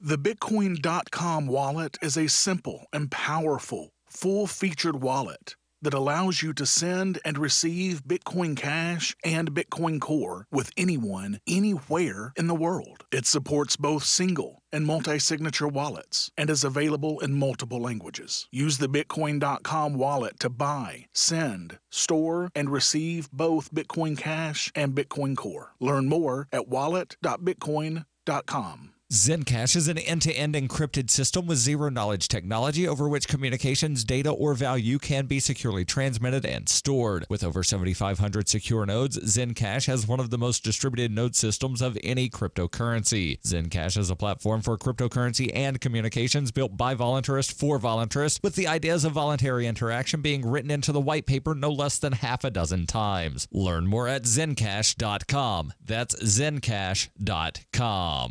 This is a warning to all household pests, to all cockroaches, spiders, ants, mice, and rats. If you've made yourself at home in someone else's home, you'd better hope the owners never hear about Terminix, because Terminix has the know-how and the means to do whatever it takes to remove you from that home. Terminix has 90 years of experience eliminating home invaders, and they make it easy for homeowners to be protected by offering a free pest estimate by calling 1-800-676-9879. Cockroaches, spiders, ants, mice, rats, and other pests. This is your last chance. With one call, Terminix will remove you from the home you've invaded. If you think you can simply come back later, think again. Terminix will never stop working to keep you out with a 100% satisfaction guarantee. Pests. Wherever you are, I will find you. Pests, you've been warned. Homeowners are calling Terminix right now for a free pest estimate. 1-800-676-9879. 1-800-676-9879. 30-day money-back guarantee at participating locations. Limitations apply. See plan for details. Hi, I'm Derek J. To me, an activist's calling is to actively work to advance a cause. The cause for which I work is personal freedom. I believe my life is best when I engage in voluntary interactions and self-government. I reject the idea that anyone else has a higher claim to my life or my body than I do. I see people who call themselves the government as a threat to my personal freedom. I realize you may feel differently, but my relationship with the people who call themselves the government is completely involuntary. If Starbucks used some of its money to drop bombs, I wouldn't shop there. So why would I support the American empire? The empire does not require my consent. Derek J's Victimless Crime Spree. Watch it for free and order the Director's Cut DVD at victimlesscrimespree.com. That's victimlesscrimespree.com. LRN.FM is proud to announce our official listening apps for Android and iOS devices. Now you can easily tune into our streams anywhere, anytime on your smartphone or tablet. Just visit apps.lrn.fm or search for LRN.FM in the Android or Apple app stores. Please download, rate us 5 stars, then share the link on your social media, and let your friends and family know how you're listening to LRN.FM. Download it now, free at apps.lrn.fm. When you hear the word lobbyist, you probably think about greedy corporations, but not all lobbyists are the same. Some are fighting for the freedoms you hold dear. Liberty Lobby LLC is doing just that in New Hampshire, working hard to represent you, not some special interest group. You can help by going to libertylobby.info, where your contribution will give us the tools we need to ensure that your voice is heard. Visit libertylobby.info today to find out more. You can sign up to receive the latest about the Liberty Radio Network via our email updates at updates.lrn.fm. That's updates.lrn.fm.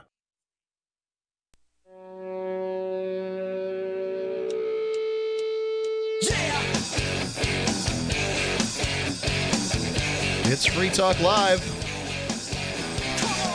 And I want to tell you about Fork Fest 2018. It's you can join liberty-minded voluntarists and libertarians of all sorts this summer from June 14th through June 18th for Fork Fest 2018 at Rogers Campground in the beautiful White Mountains of New Hampshire. Fork Fest is a fork of other camping parties in the woods, and you're invited to come and create whatever experience you'd like others to have. And they're doing all kinds of things, speeches and food vendors and all kinds of things. Fork Fest is decentralized, which means no one is in charge. So it's up to you to create what happens. Or you can simply relax and go camping with other liberty lovers. It's forkfest.party. Join the forum or the Telegram chat group, forkfest.party.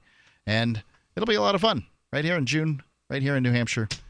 I'm looking forward to it. Forkfest.party. Let's go and finish the list of cognitive biases. We've got two left. The first one is the bandwagon effect. The bandwagon effect is the tendency to do what everybody else is doing. You think that they've already looked into this? I mean, people are lazy. They don't want to look into things. If Chris, if you like a particular handgun, why wouldn't I choose that one? And everybody else is buying Glocks. Right. So let's just all buy Glocks. Right. Or whatever it happens to be. You and your darn SIGs. Right.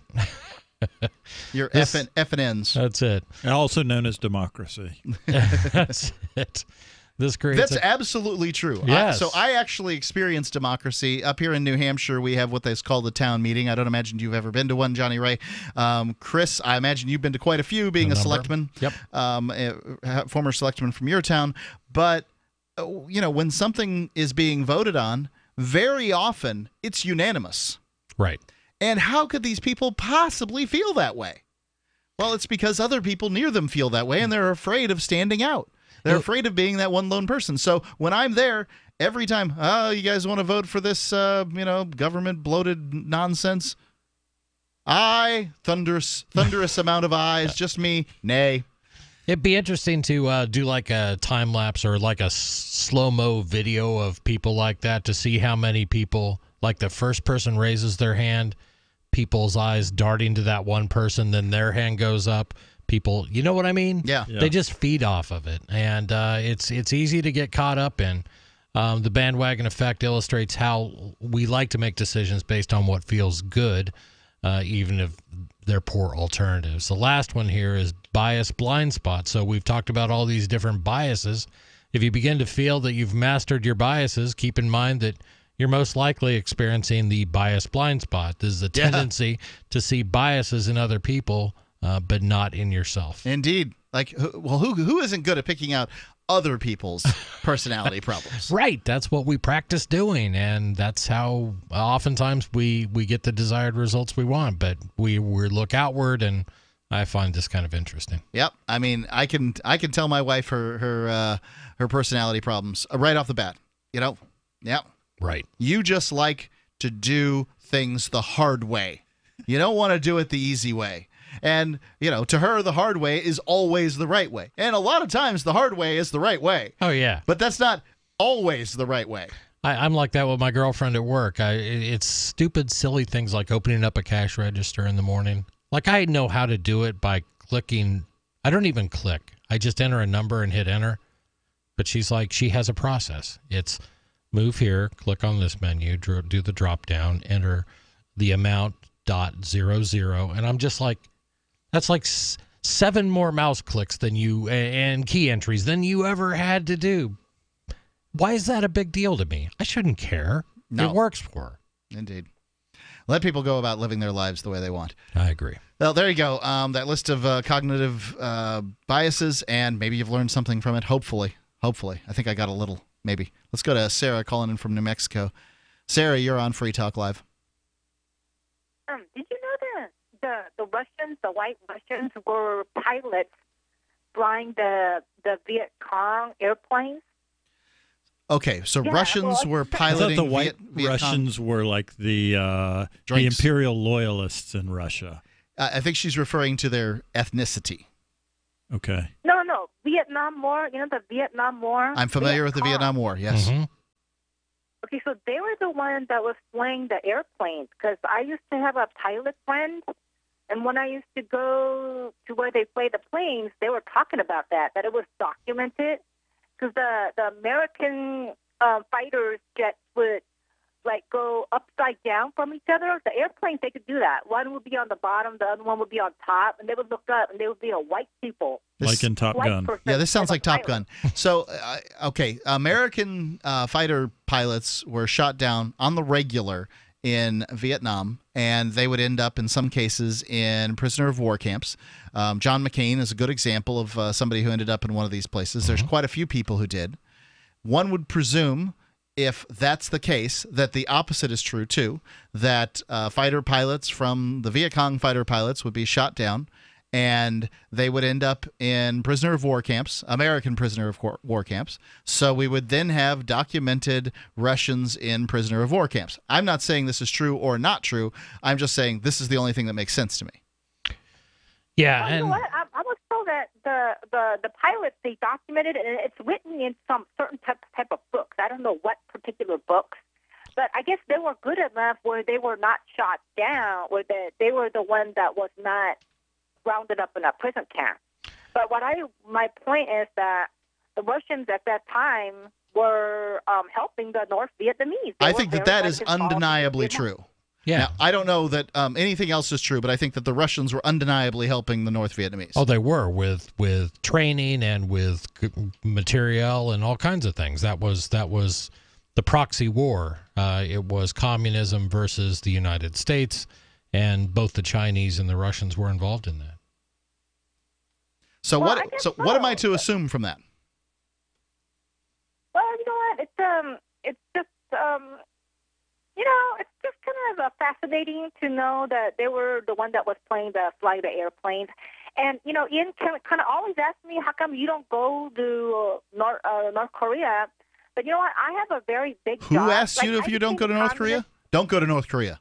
Who asked you that? Thing is, I have a more important job of being a communist, a socialist in America, because I turned communist in Boston by the Communist Party here. Okay. So I have a very important job of building a large communist party, like they have in Canada, where they had like 91 communist members that run for parliament. Wow. So they have 91 people that run for parliament, but not 91 communists in parliament, right? Well, they ran at one time. That was like the largest number. All right. I really don't know how many members that we have run, but you know that socialist in Seattle, Washington, that lady from India? Well, she wants to tax the corporations that make like, what is it, $1 million or more, or is it $3 million? Yeah. They want them to pay a tax to help the homeless. There's nothing that agenda socialists love more than a tax on corporations. Right. Because all you have to do is say corporations and the socialists go nuts. But what they don't understand is corporations exist because of profits, and profits are made from customers. So you don't tax corporations, you tax the customers. Exactly. I got to ask you, in your quest to build a new communist state in the United States, how many millions of people are you willing to kill to do that? Like just a few, or should it take? Killed anybody? No, of course not. But communist regimes have. And communist regimes do. Yeah, I mean, are you proposing like we're going to kill 5 million Americans, or are you in the we'll kill 100 million Americans type of communism? Well, no, I'm a communist. Like that lady, she ran for office, and she's trying to establish policy. And I'm here all about education, educating the American people, so we could have a bigger communist party. I'm a woman. I am not involved in violent part of the communism. As a woman, I'm very verbal. I'm into teaching people and educating. Education. Once you educate somebody what communism is, that they're going to tax the corporations to help the homeless. But I just explained to you that you're not taxing corporations, and frankly, in many cases, the homeless don't want to be helped. Well, the thing is, but whether you that's your reality. But I think her idea is suitable. That's the idea that I support. If you make so much money, you need to pay taxes to help get homeless people off the street. You know what happens when you put these big taxes on corporations? They don't bring the money back to the United States. They just keep it overseas. Right. They move it into districts that they have lower taxes in. All you're doing is driving money away from the United States. Well, you know what? You're a capitalist. I happen to be a socialist. I'm not a capitalist. And that's my perspective. I guess we have two different reality. So I guess we have a collision. You know what I mean? So I vote Democrat and you vote Republican. Sometimes. Or whatever you do. I've voted Democrat before. All the best, Sarah. Thank you. I just want to know how many people she's going to kill. That's it. That's what communism is kind of synonymous with. Right? Check us out on here on freetalklive.com. It's been Mark with you. Jonny Ray. Free Press Publications is an independent, alternative media and publishing company founded in June 2009 with the mission of ensuring a free press for the freedom movement and is committed to spreading the message of peace, freedom, love, and liberty.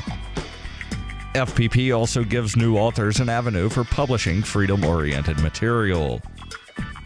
FPP brings you daily news and commentary on the website fpp.cc, as well as a daily 5-minute newscast, FPP Radio News, and weekly news, views, and commentary in the FPP Freedom Minute and Peace, Love, Liberty Radio at fppradio.com, and the monthly newspaper FPP News at news.fpp.cc.